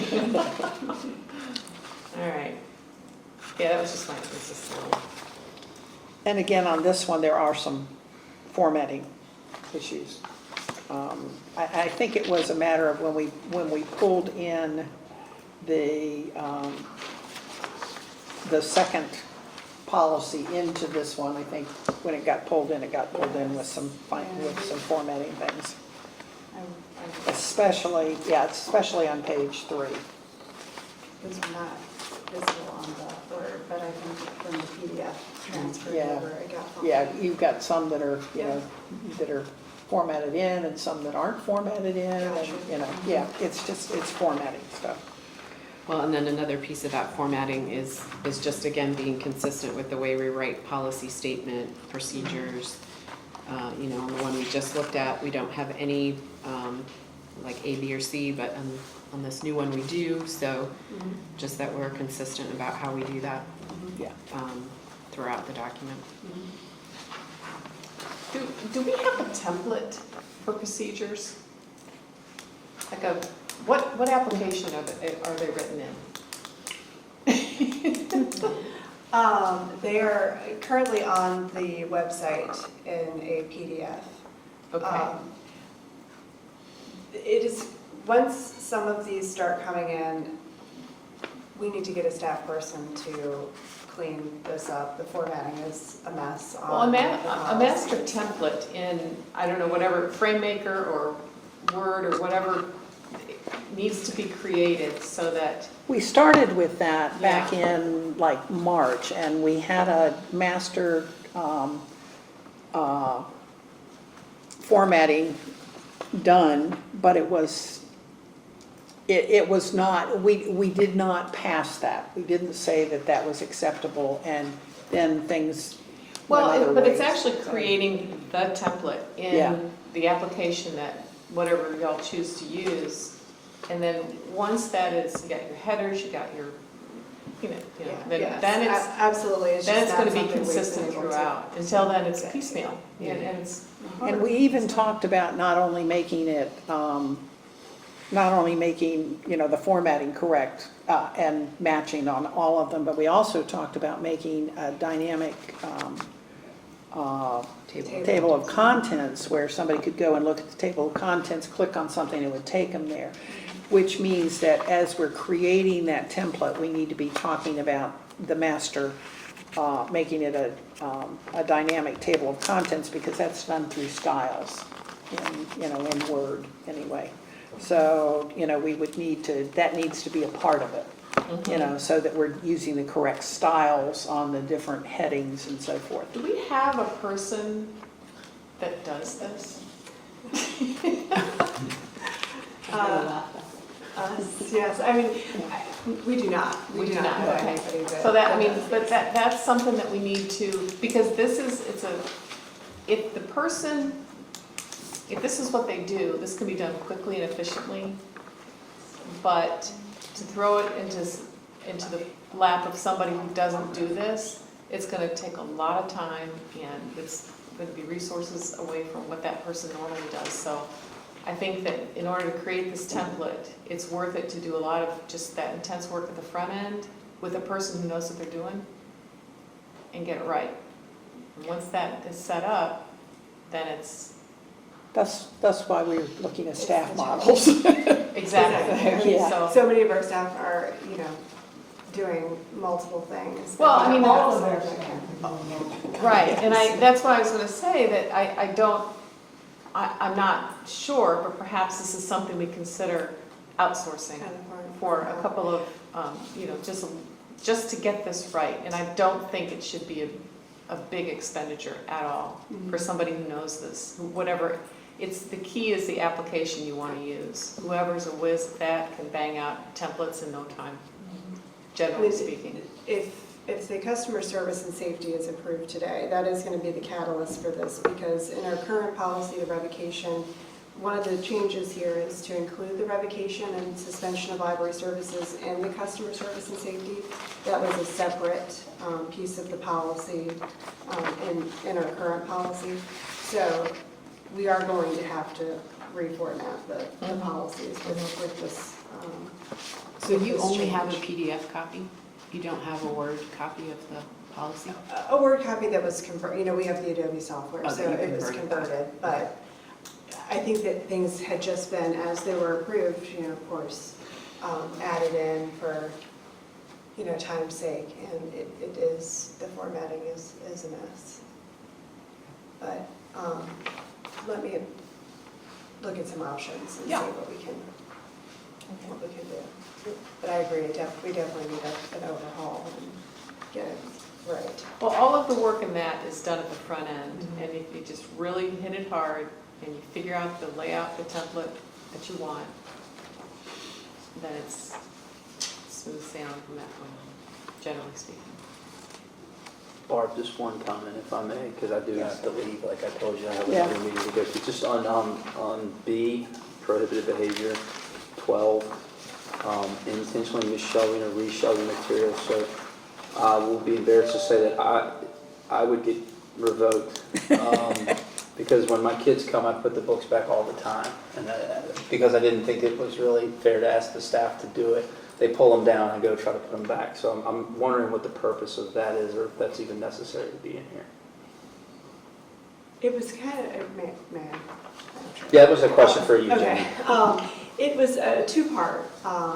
We have situations where people intentionally misshelve materials in order to hide them, or this is not, children that find a hole and throw a book back here because it's fun to put things in places, but people that are intentionally misshelving materials for the purpose of hiding them from other customers that may be looking for those materials.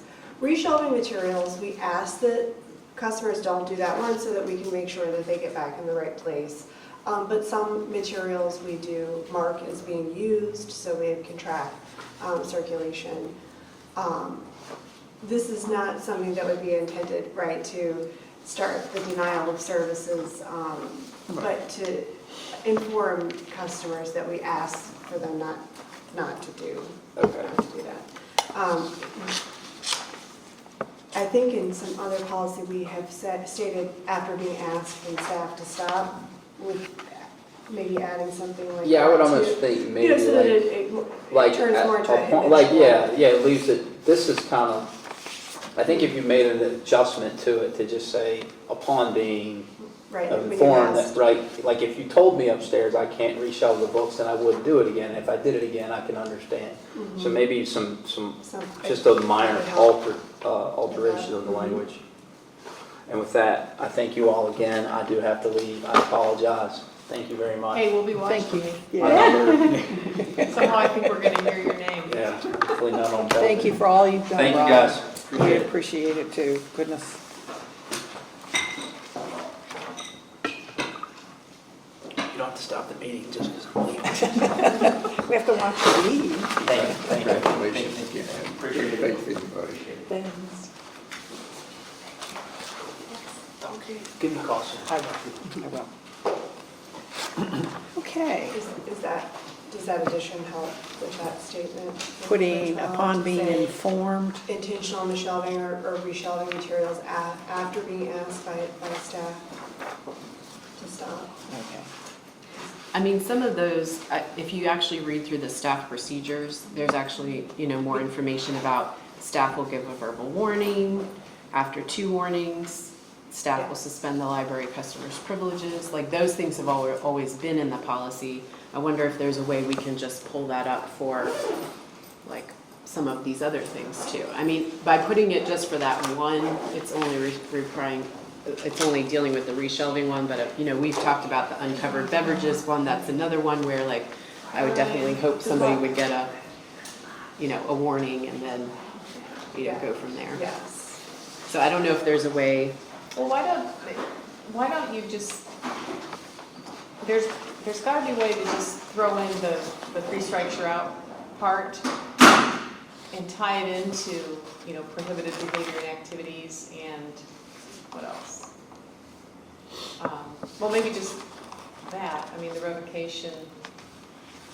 If there's like a preamble before this, just saying engaging in the following activities After being after being warned or asked. to, because it seems like you get 3 chances in that, right? It does, and I think in the policy statement A, number 6, does make that statement that if you have been engaging in those behaviors, it may result as defined, as defined by the.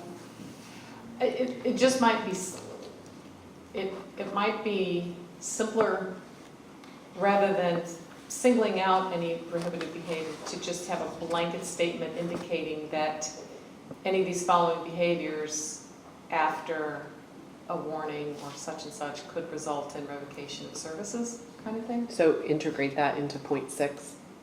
Well, no, I would I'd say make put that at the You'd beginning. make a separate under- statement, yeah, right like above a this. statement under prohibited behavior and activities, just indicate, basically, this, you've got your warning, any of these following activities could result in revocation of services. Could we also maybe add into that these are examples of prohibited behavior, Including but not limited. but not limited to, or something like that, so that, because I could see somebody saying, well, I didn't do that and I didn't do that, but I can do this because it's not on the list, So, So, go ahead. The intention with number 1 is to capture some of those behaviors that may not be explicitly stated, but are disturbing or disruptive, that would be, and that was, basically our Yeah. entire customer service guidance before. It does capture those things that are not listed below that we want staff to address if it's being disruptive or disturbing others or the library doing its business.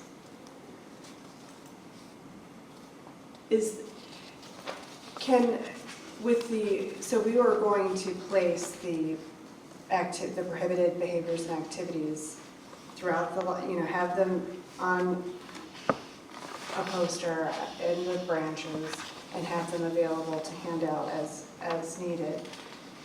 to bring over one of to make that statement at the end of the prohibited behaviors to say exactly what you all had stated, that staff would warn them. Warnings would be given. I mean, the only thing I will say is there are times where warning would not be given. If Okay. their behavior was such that you Smoking needed in to the ask library or something, someone yeah. to leave the building because of, Sure. I mean, for most of these, yes, it's please don't do that. Yeah, I would actually think, I know number 10 here, it says committing or attempting to commit any activity that would constitute a violation of criminal law. Like, I kind of feel like if something's illegal, that shouldn't even be on our prohibited behavior list. That should kind of be up with 7, like illegal activity will be immediately reported to the local sheriff's office and, you know, you'll be removed from library premises or, you know, something like that. Because we're not going to allow people to do illegal things in the library, right? I guess they don't get a second chance with that. That's not one of the No, 3 that strikes shouldn't you're be out. a That's second that's chance. you're out.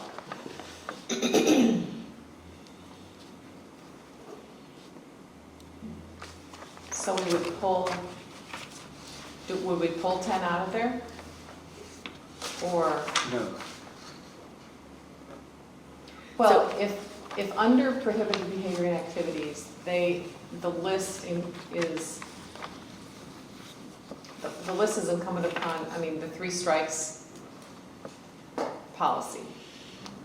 Because you get the warning, you get the second warning, and the third warning, you're out. But we're really saying if you're committing or attempting to commit unlawful or criminal activity, you're out, Period. right? I'm just wondering if that's something that should be either deleted or And moved. people can be harassing, threatening, or intimidating to a point that you would ask them to leave without warnings as well, depending on the severity of That is, yeah. Yeah, and, of the behavior. Wonder if somehow or other we can state it that, well, yeah, go ahead.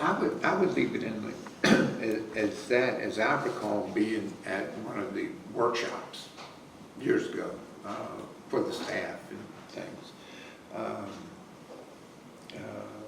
where a deputy was there giving instructions. As I recall, the instructions were given to the main librarian in the library. If you see something that is criminal, you as a library person don't approach, you dial 911 and have us come and approach. That's a good point. But is it, where in here does it say dial 911 though? Isn't that in here? Well, somewhere? that's, I saw it down here in the the staff 3 strikes, instructions. but I mean, you don't,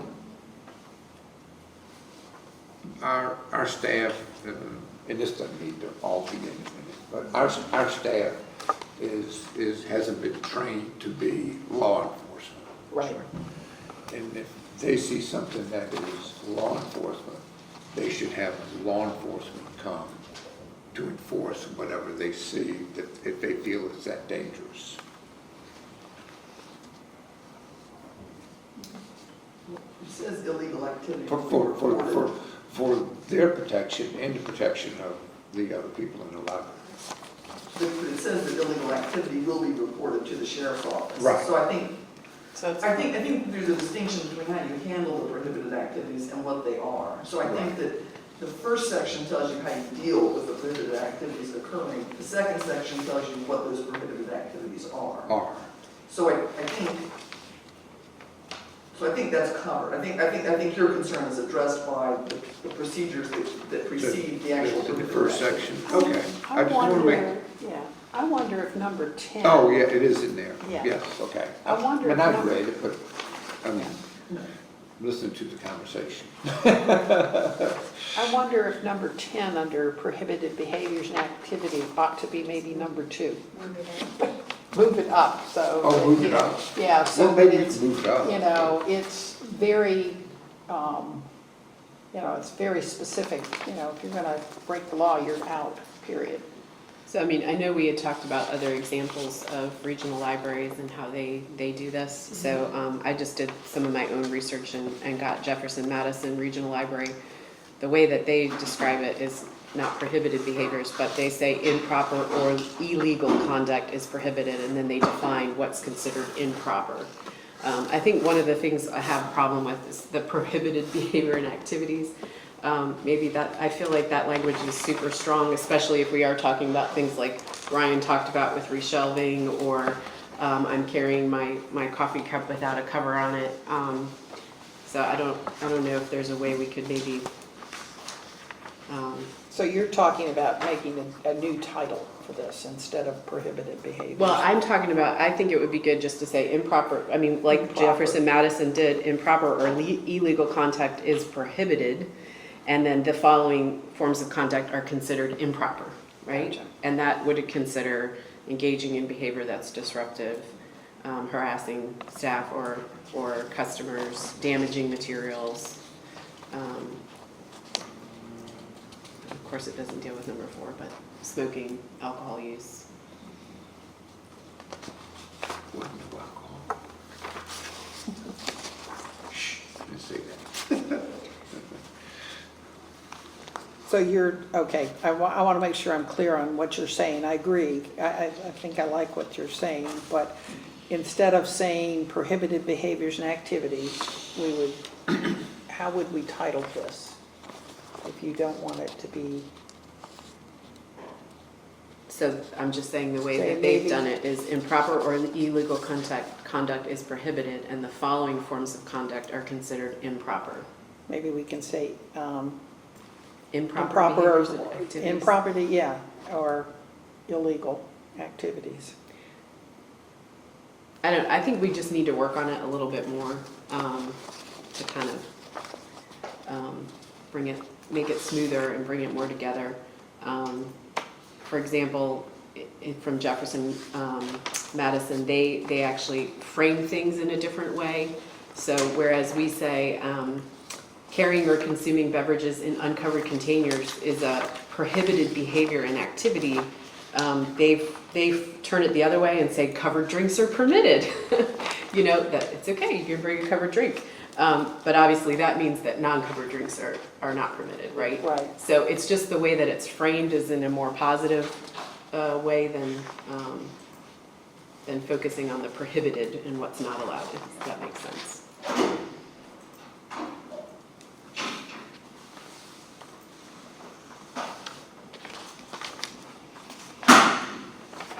Again, I think we're going to have to table this one, but So, excuse me for interrupting, but. No, that's fine. So who's going to actually write the, I mean, do we submit our suggestions to Jamie, I mean, to compile them, yes. and then? Or would it be Or- helpful if I offer to compile if people want to send me suggestions? Yeah, Okay. that'll take it off your plate. Is that okay with you? And then it'll be, you know, when we do the work session, it will be all of us again, you know, and you may want to share it with Yeah, of Jamie course. as you're working on it, yeah. Yeah, Okay. I mean, that way we can kind of scribble our thoughts down, and then you can compile everything and put it together, like reformat it properly, whatever that means. But, Would you like for her to work on the other one too, or is that one pretty cut and dried as far as what you're going to do with that? And you all work on the formatting piece? That one, there are minimal changes. Okay, good. I think what we need to do too when we do our work session, I'd like to get out to folks, the ones that we'd like to work on. Right. That where we are, so that maybe, you know, we can get suggestions to you that you'll share with Jamie, and we're starting we have a good starting place when we get started at the work session, rather than starting at square one. Madam Chair, I'll just one thing. I did some quick research in response to Joe's question. It looks like what the schools require is a birth certificate when children are originally registered. Right. I don't know if the library wants to go to that degree, but that is what schools require, the birth certificate. And so I don't know if you want to do that. That's a lot. Yeah, I think that's so. a lot. You're gonna have a lot of That's- people aren't that's gonna a lot. sign up because they say, I don't know where the birth certificates Yeah, are, you know, I think so, signups yeah. would plummet. Yeah. Yeah, I had to find my son's, birth certificate. that is a lot. So I think maybe we could stick with the original language in that policy, which is license, some basic identification that indicates that this is in fact the person they say they are. So Good. that policy may be good to go. I can't remember if there's another change. There are some Oh, other there are. minor changes, yeah.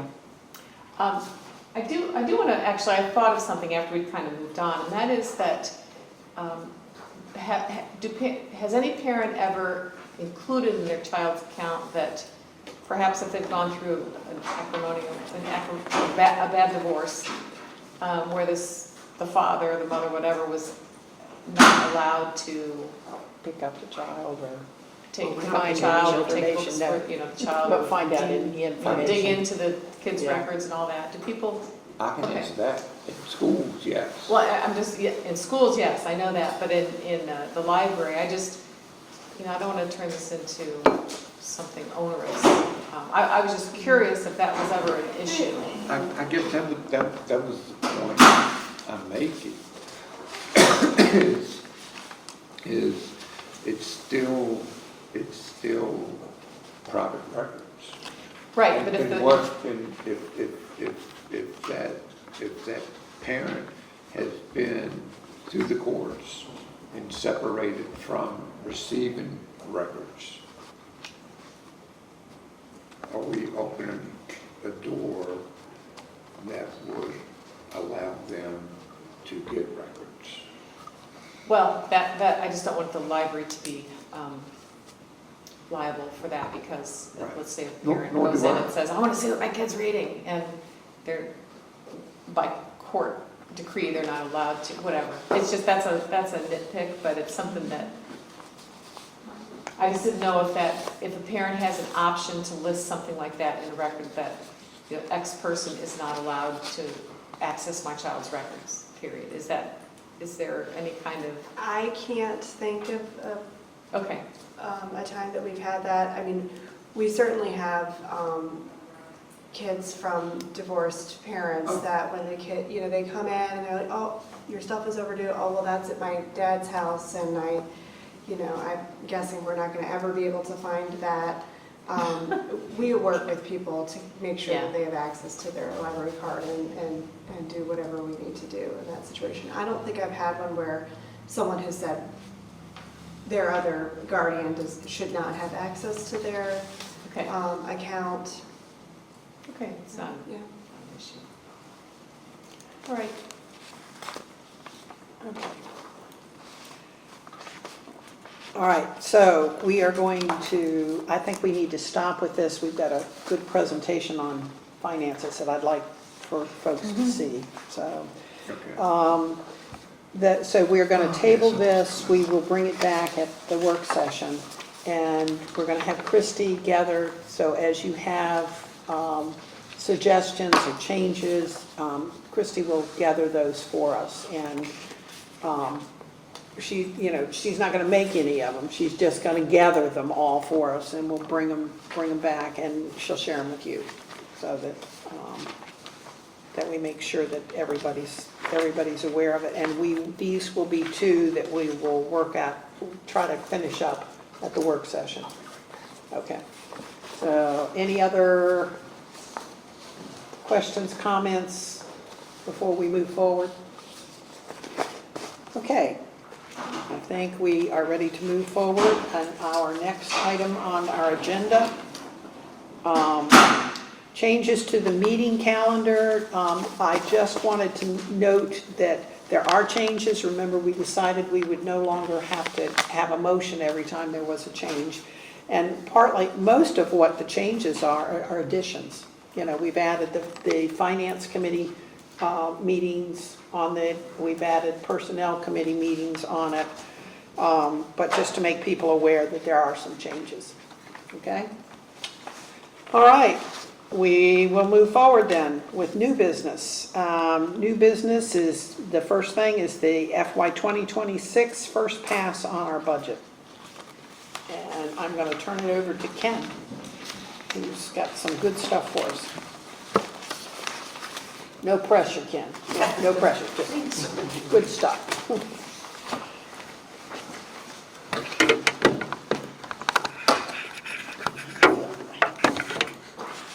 Older copy of that.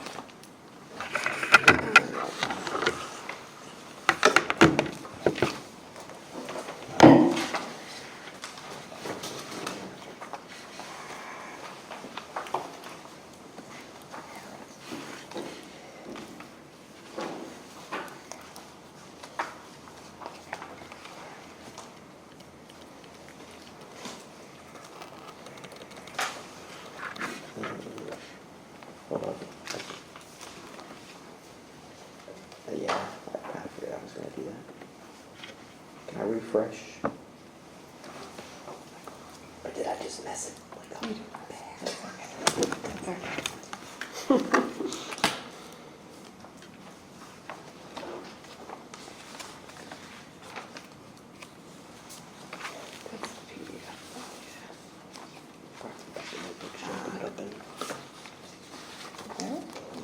well, that's that one. We'll wait to open up for it. Or PowerPoint to go back. I think I killed the whole thing. You didn't, that's all right.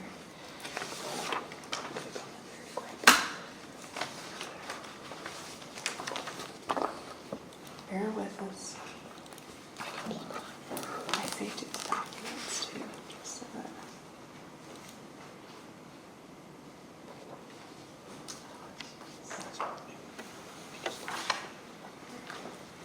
Make sure we grab the right one.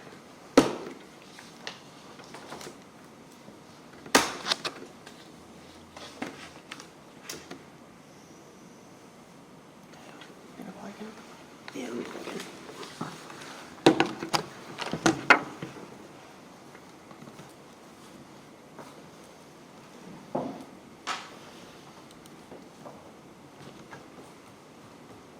Okay.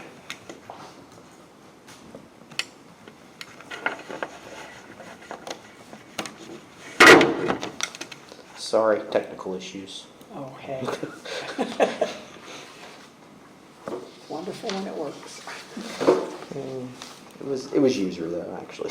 I can't really blame it on the technology this time. So, thank you, Madam Chair. Thank you, members of the board. Yes,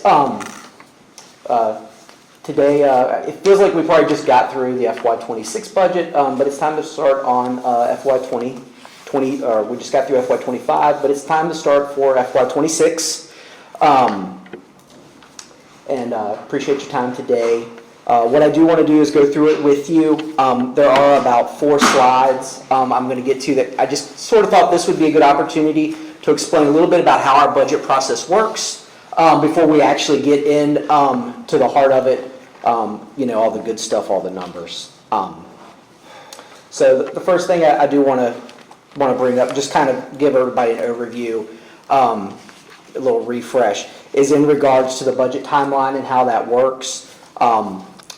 So the process begins generally late August, early September, where on the staff side, we go ahead and start drafting and creating a recommended budget for the upcoming fiscal year, reviewing revenues, reviewing expenses from the prior year, sort of looking into the future as well, looking at the current year to sort of draft that.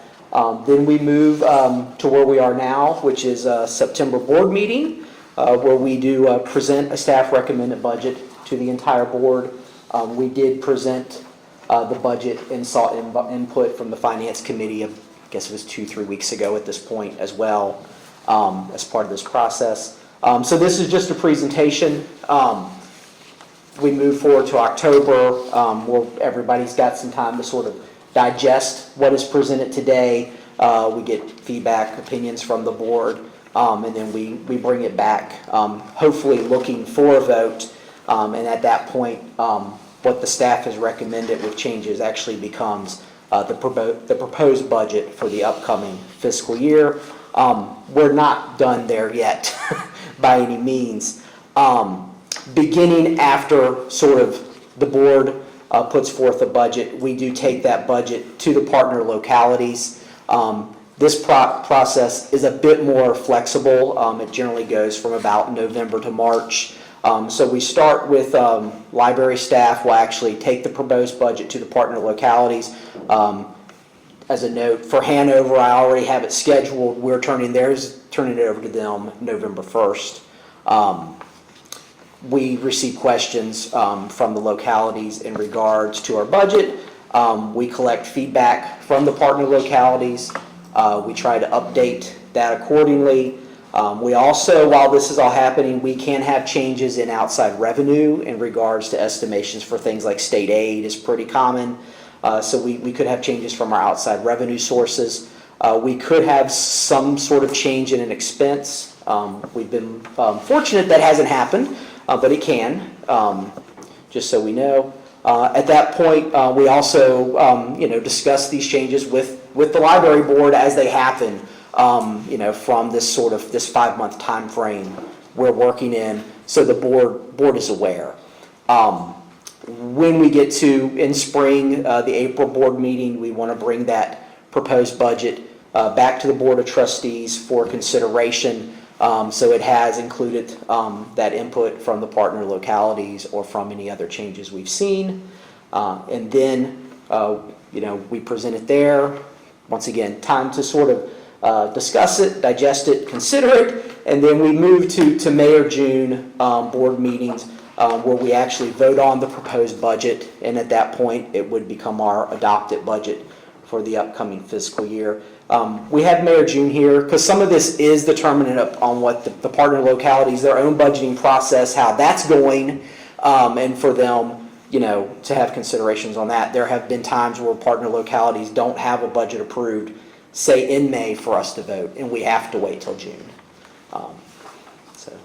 Is there any questions on the timeline from the board before we continue? Okay. So how do we budget? Is sort of the gist here. I'm going to start with the expense side because that honestly is where it starts, where we look at our expenses. With books and materials, we do have a review of circulation. Do we have materials that are circulating, the increase in circulation, to sort of get an understanding of what materials and what increases are needed. We also do have to look at price changes for the services and for the items with the different agreements from the different vendors we have. It could be price changes on the electronic side. It could be price changing directly from the publishers, an increased cost in the items themselves. With books and materials, you'll notice there's a common theme here with looking at this as it changes. For continuing education, contractual, rental, utilities, telephone, it is a review of the prior year cost. We are sort of estimating for the new fiscal year what sort of changes we could have in those services, looking at what the actual for contracted items, what the new price will be for that year. With continuing education, we kind of look at what educational opportunities are coming up this year as compared to the last year. Rent is contractual, so we see that based on the contract, things of that nature. Utilities and telephone and datacom, we're looking at that, and if we know we've changed the service at one of our localities, that's going to change the billing for the upcoming year. Supplies and equipment is much of the same. It's sort of a review of the prior year purchases and looking forward ahead to what new items, equipment might be needed or replaced in the system. Once again, we still look at price changes in services. We generally get pricing sheets on the janitorial side for the changes in the cost of cleaning items and stuff and items like that.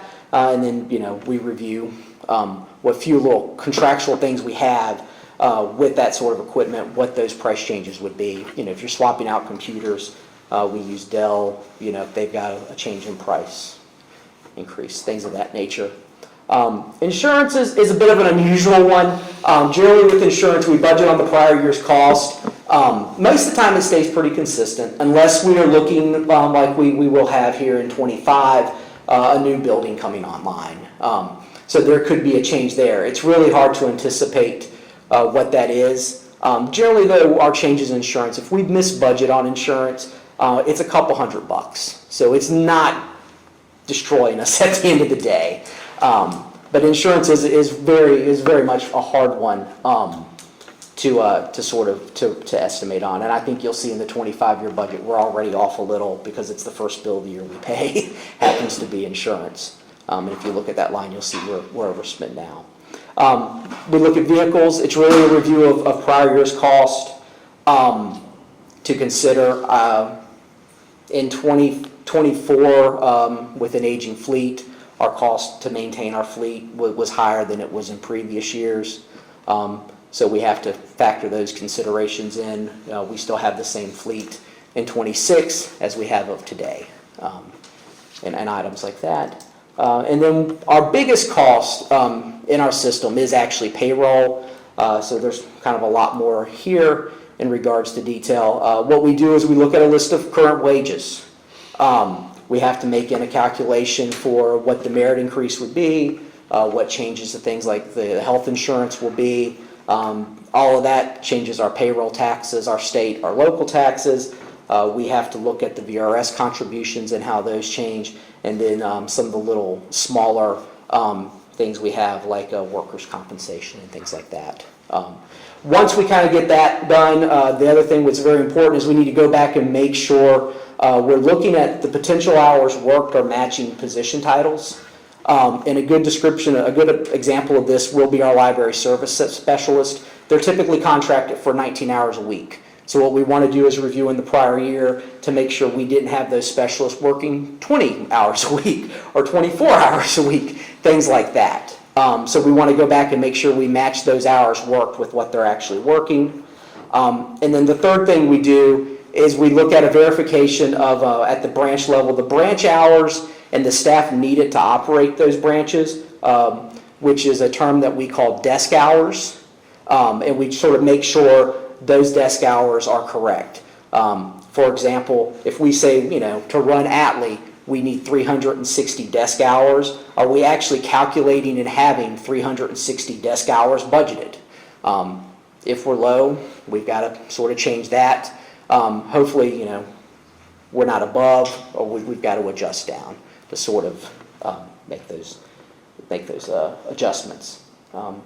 Is there any questions in general on how we budget for expenses or kind of help determine expenses for the upcoming year? Okay. The next part we look at is revenue. With revenue, we look at state aid. We verify with the Library of Virginia what our state aid is going to be. It's a bit of an ongoing process. For the initial budgeting where we're at now, because we're so new in the year, we use the current fiscal year's number for state aid and we carry that forward. But that's one of those items sort of between November and the spring where we will be in contact with the Library of Virginia to see if state aid changes. Can I ask you a question about state aid while we're here? So we apply for that by June 1st, right? Is that the? Yes. That's what we're talking Yeah. about. And you say the number that we currently have.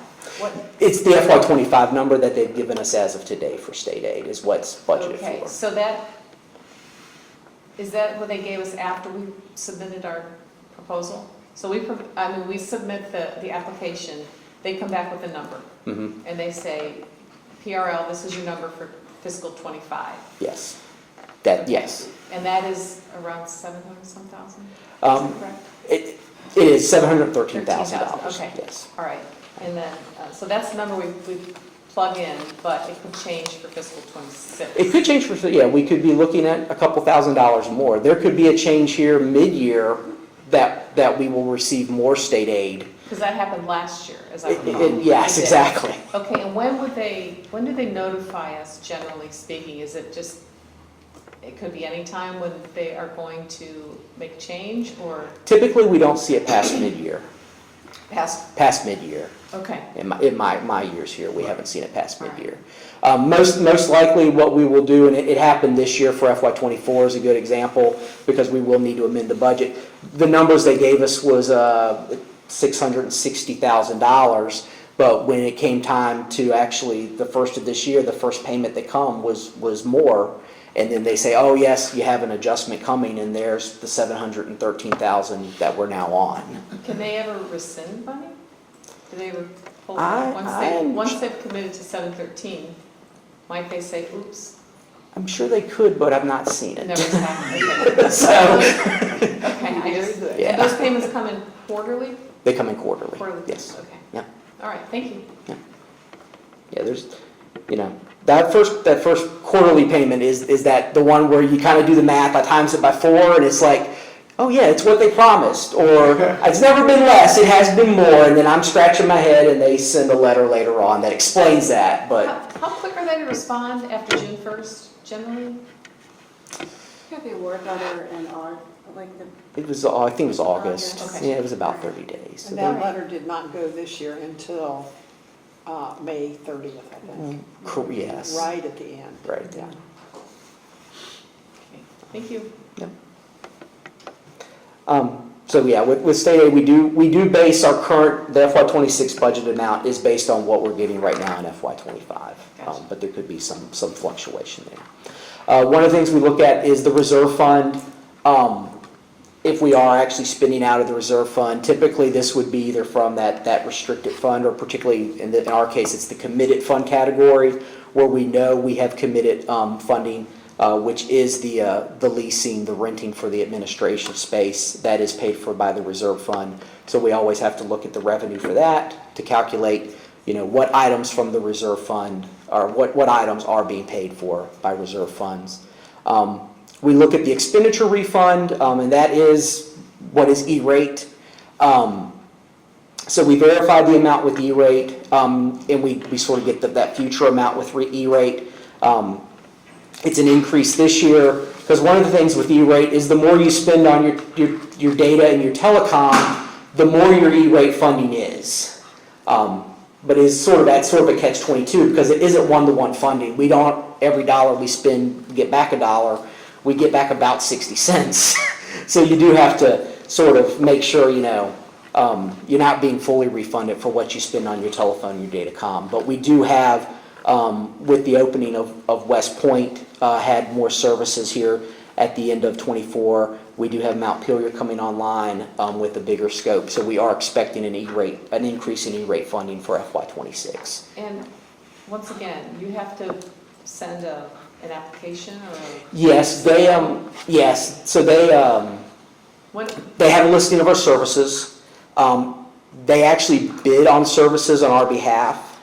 And then, so they list it, they cost it out as to what our refunding potential is, and submit and work that to give us an E-rate amount. Okay. And we are reimbursed for that, so that means, the reality is what we're spending right now in 2025, the reimbursement for '26 comes from that. Okay, Yeah. so when does E-rate give you the number? Generally? Now, I've spoken with him now, because we've been estimating now how to move forward, So September is Yeah, when you know? yeah. Okay. That won't change unless we change some sort of service here in the next couple months. Okay. The other next area we look at in revenue is what we call others, but that's really a couple categories here. So we have our fines, which is fines for late books, charge for services, printing, faxing, copying, and then recovery costs, lost damaged items. So we look at our revenue from the prior year, how we budgeted for that, what come in to sort of set the budget for the upcoming year. The next area we look at is investment income. This one can be a little tricky. For this one, we do lean towards Hanover County's Treasurer's Office to kind of give us an idea of what we should see as investment income. This number is generally conservative because it's based on economic conditions. So particularly coming out of FY '21 and '22, we actually had a loss. So for the last couple of years, our budgeting for investment income has been relatively low. We had 0, we moved up to 20. We saw a windfall in FY '24, so we made a mid-year amendment to adjust the budget for revenue. But we know for FY '24 we ended at $131,000, and that's quite a bit difference from the original amount budgeted, which was 20 at the beginning of the year. So we have increased, you'll see that in the documents in the presentation, we have increased our estimate for investment income. We didn't go all the way to 131,000. We split the difference and went to 65, which seems reasonable. You know, it's more than before, but it seems appropriate with the way things are tracking right now. The third item in others is we look at donations, and the big thing here is we have to sort of distinguish between regular donations that we kind of get every year. You know, the people every year that write a check for $100 because they use the library or they like the children's programming, versus the irregular donations, which we've had quite a bit of in the last 2 to 3 years. You know, money left to us from estates, from trusts, things of that nature. You can't really count on the estate and the trust donations. I like to say they're once in a lifetime, but I feel like my years here I've seen quite a bit of them, but they feel like they're once in a lifetime items you can't really budget for. Typically too, when those are given to us, they are sort of given to us with conditions. So we have to look at that. But we do look and account for our irregular donations when we're looking at budgeting. And after we take all that into consideration, and that is the reason I have it last on the list, we look at the partner localities' contributions. And that's how we figure out what they need to contribute to the library to keep us funded.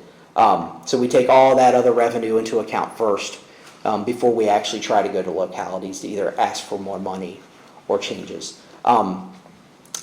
Things to note about the locality, the contributions from the localities. The first thing we always cover budgetarily is the shared services. And then after that, we have the branch expenses. And the partner localities do bear the cost of the branch expenses in full. So if they want to operate a branch for 60 hours a week, they bear the full cost of that. If they want to do less, it changes. Is there any questions on about how we kind of budget the revenue?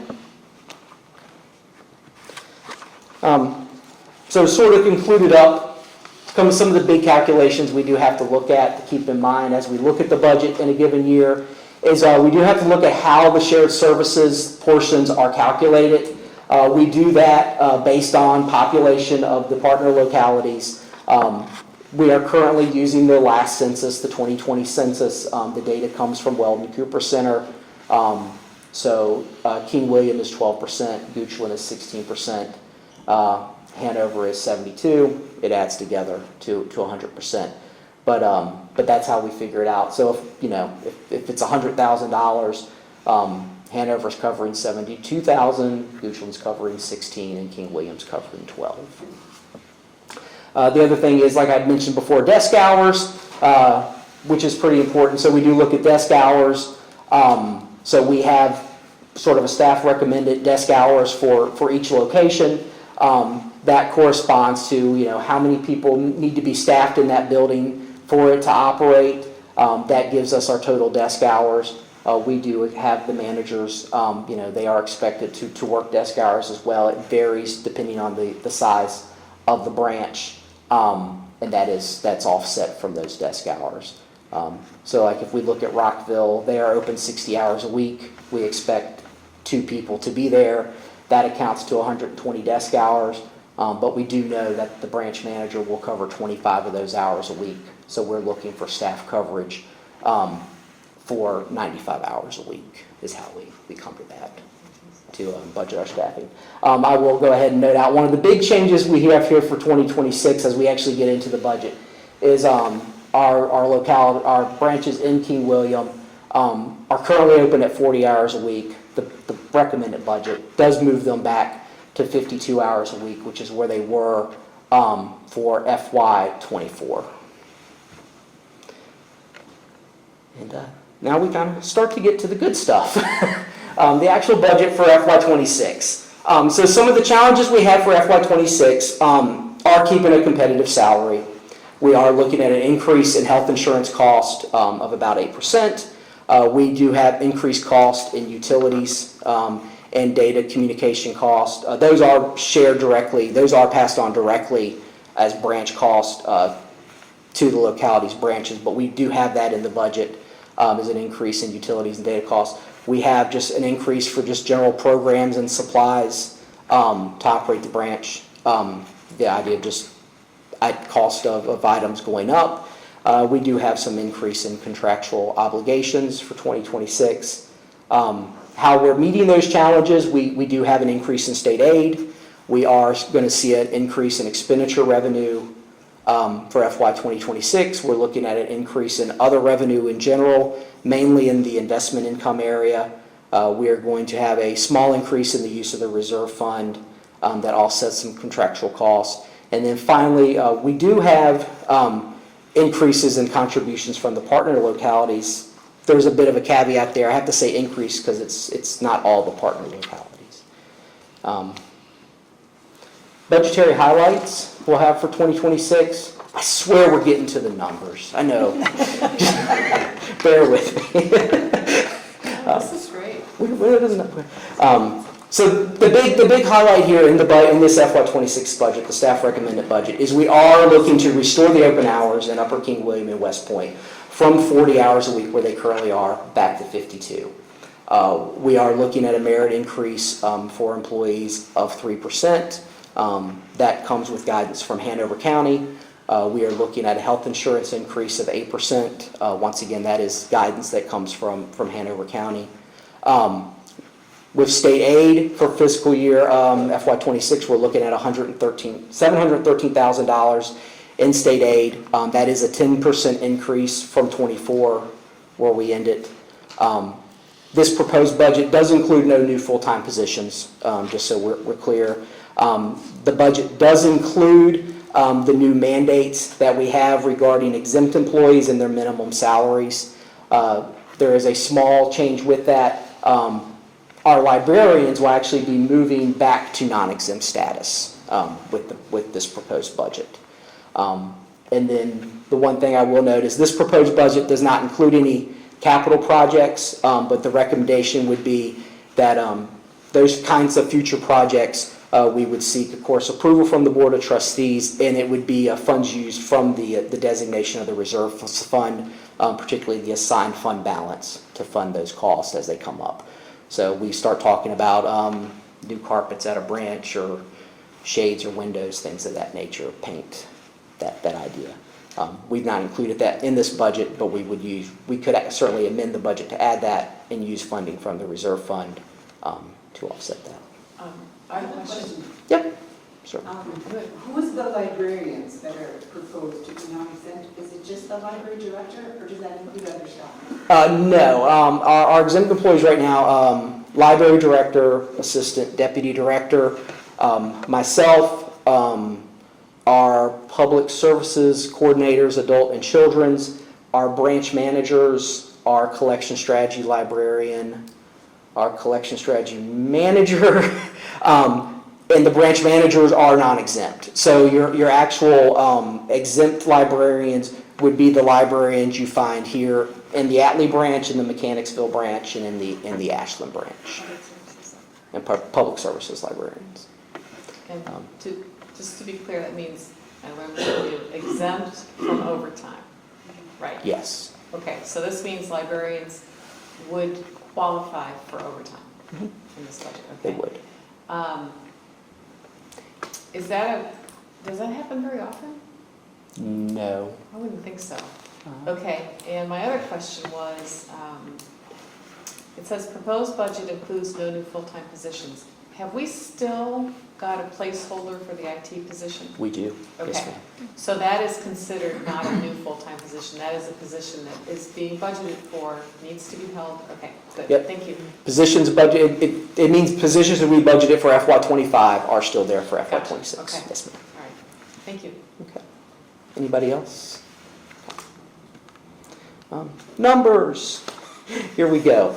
So what we're looking at is changes, our changes for FY26. So we do have an operational increase. That is things such as our utilities, our datacom, our rent, our contractual obligations. We are looking at an increase in books and material spending. We will have a payroll increase, and that's mainly the merit, 3% there. We will have an increase in health insurance of 8%. We have a cost there. We have had some turnover in positions, so we do have cost savings for that we are factoring in there. But we are looking at having an increase to the overall budget of $159,925, so almost $160,000 from 25 to 26 in an increase. Where we're getting the money to pay for that, we are increasing use of the reserve fund by $3,100. We do have the additional money from the state, which is the additional state aid grant, which is $65,625. And then additional revenue from those other lines. The vast majority of this, more than $45,000 of this, is sort of adjusting what we project is going to be our investment income for FY26 of $52,792. So we get down to what we will be presenting to the localities to ask for them to increase. For Goochland, it is a flat where we will not be asking for more funding. For Hanover, we would not be asking for more funding. Unfortunately for King William, there is an increase there of $38,403.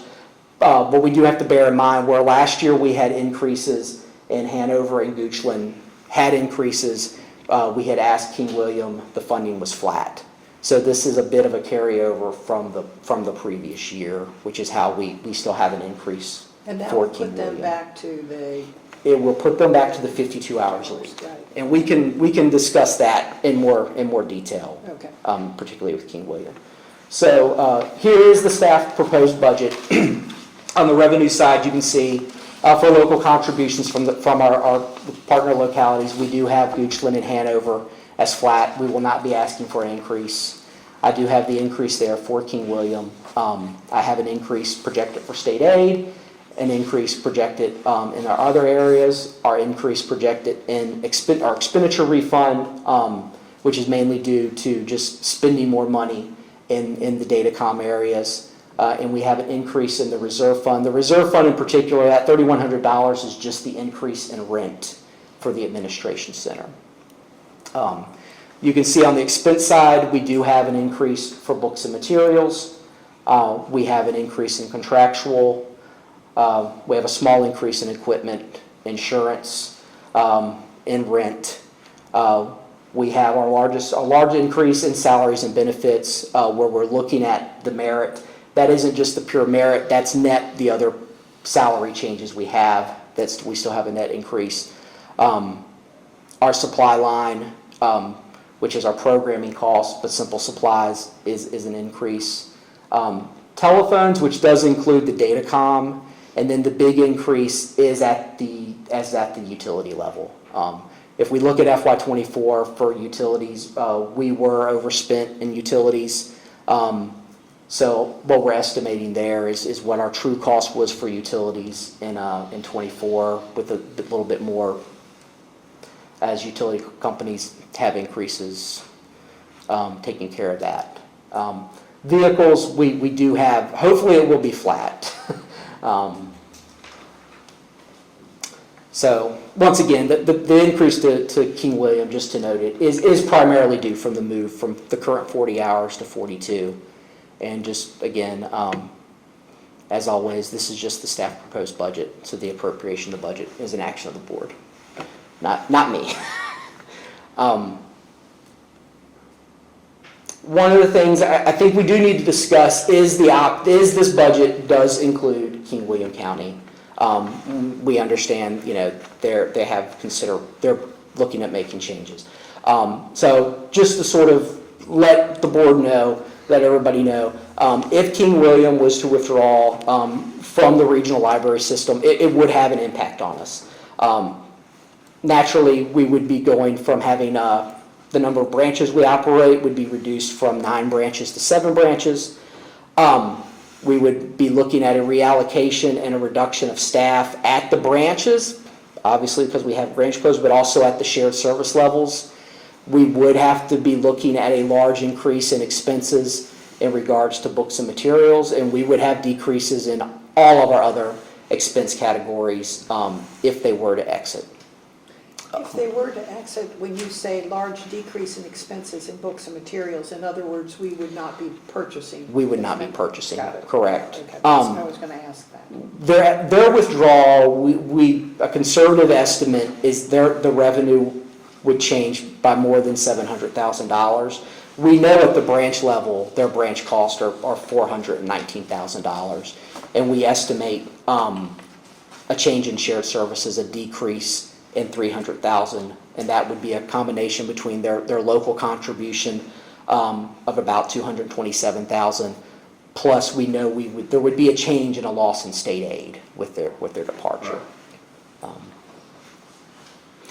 There are ways we can work with King William as we present this budget, and I think library staff would certainly like to do so and speak with them in regards to things that we can do to help and see where they can lower their annual contribution.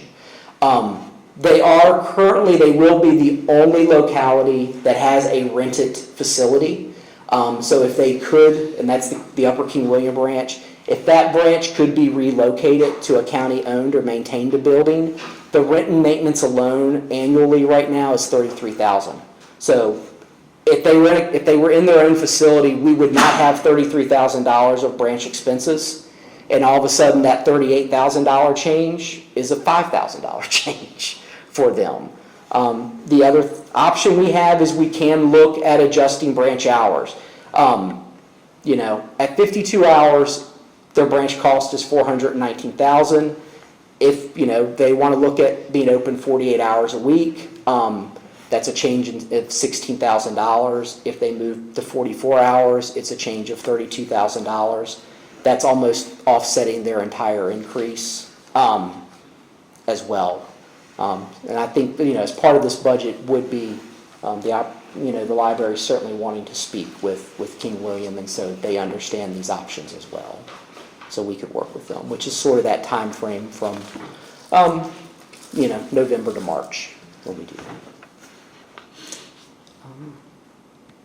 And that is all I have. The slide deck will be found on the website here following the conclusion of the meeting. And are there any questions?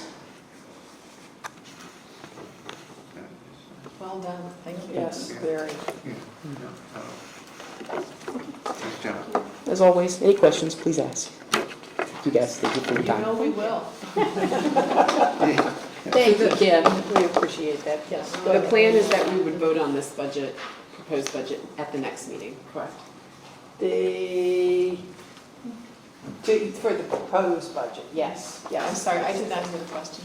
She asked if we would be voting on this, on the proposed budget next meeting, and yes, we will. So that they can move forward with presentations at the divisions. Okay, the last item under new business is the PRL yearly calendar of tasks, and we've been working on this. Jamie took from all the meetings and has added things on this calendar. The calendar will be it's on the website.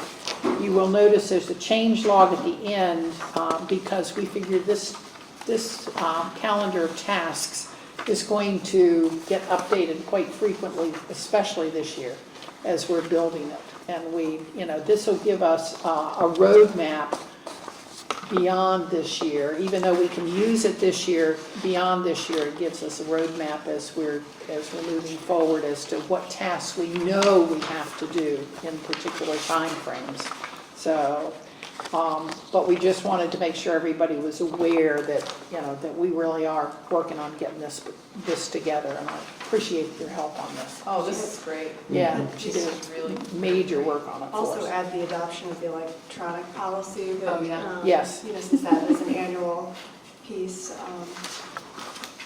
too, which would be great. that July? I would guess that would be Would you the, aim to re-adopt the electronic? Calendar or electronic policy. Meeting, actually, the But, the but electronic. when we do it from this time on, when would you recommend that we do that, what, in July or August or? In other words, we'd want to put it on the calendar. Right, maybe put it on the calendar for September. For September, okay, Or I guess, I'm sorry, we'll be voting on it, you all will be voting on it at the October meeting. Yeah. So set it for October 2025 as well. okay, Yes. got it, okay. All right, unless anybody has any questions on this, it's obviously, like I said, it's a living, breathing document, especially this year, as we build it, so, okay? At that point, I think we are ready to move. We are going to go into a closed session. We tried to do this at the end, so people didn't feel like you had to hang around for 4 hours while you're waiting for it.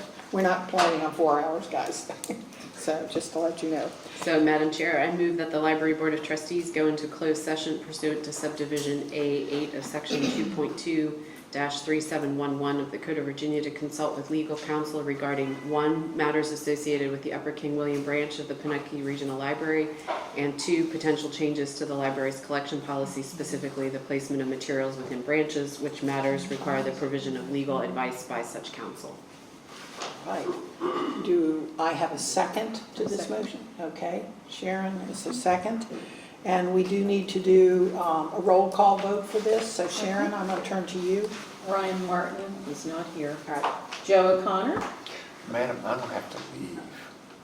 Unfortunately, I have to leave. I'm, Okay. I don't know if that makes you.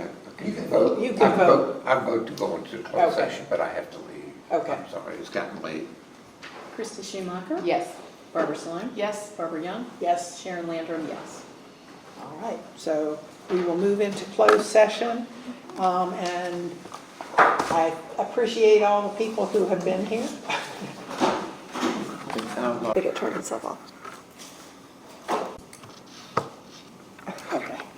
Madam Chair, I move that the Library Board of Trustees certify to the best of each member's knowledge only those public business matters lawfully exempt from the open meeting requirements and so described in the earlier motion by which the closed meeting was convened were heard, discussed, or considered in the closed session. All right, I need a second for that. Second. All right. And we need to do a roll call vote. So Sharon? Okay, Ryan Martin is absent. Joe O'Connor is absent. Christy Schumacher? Yes. Barbara Sloan? Yes. Barbara Young? Yes. Sharon Landrum? Yes. Okay, the motion has passed, and we are back into an open session now. So, Madam Chair, I would like to make a motion to adjourn the meeting. I I second that.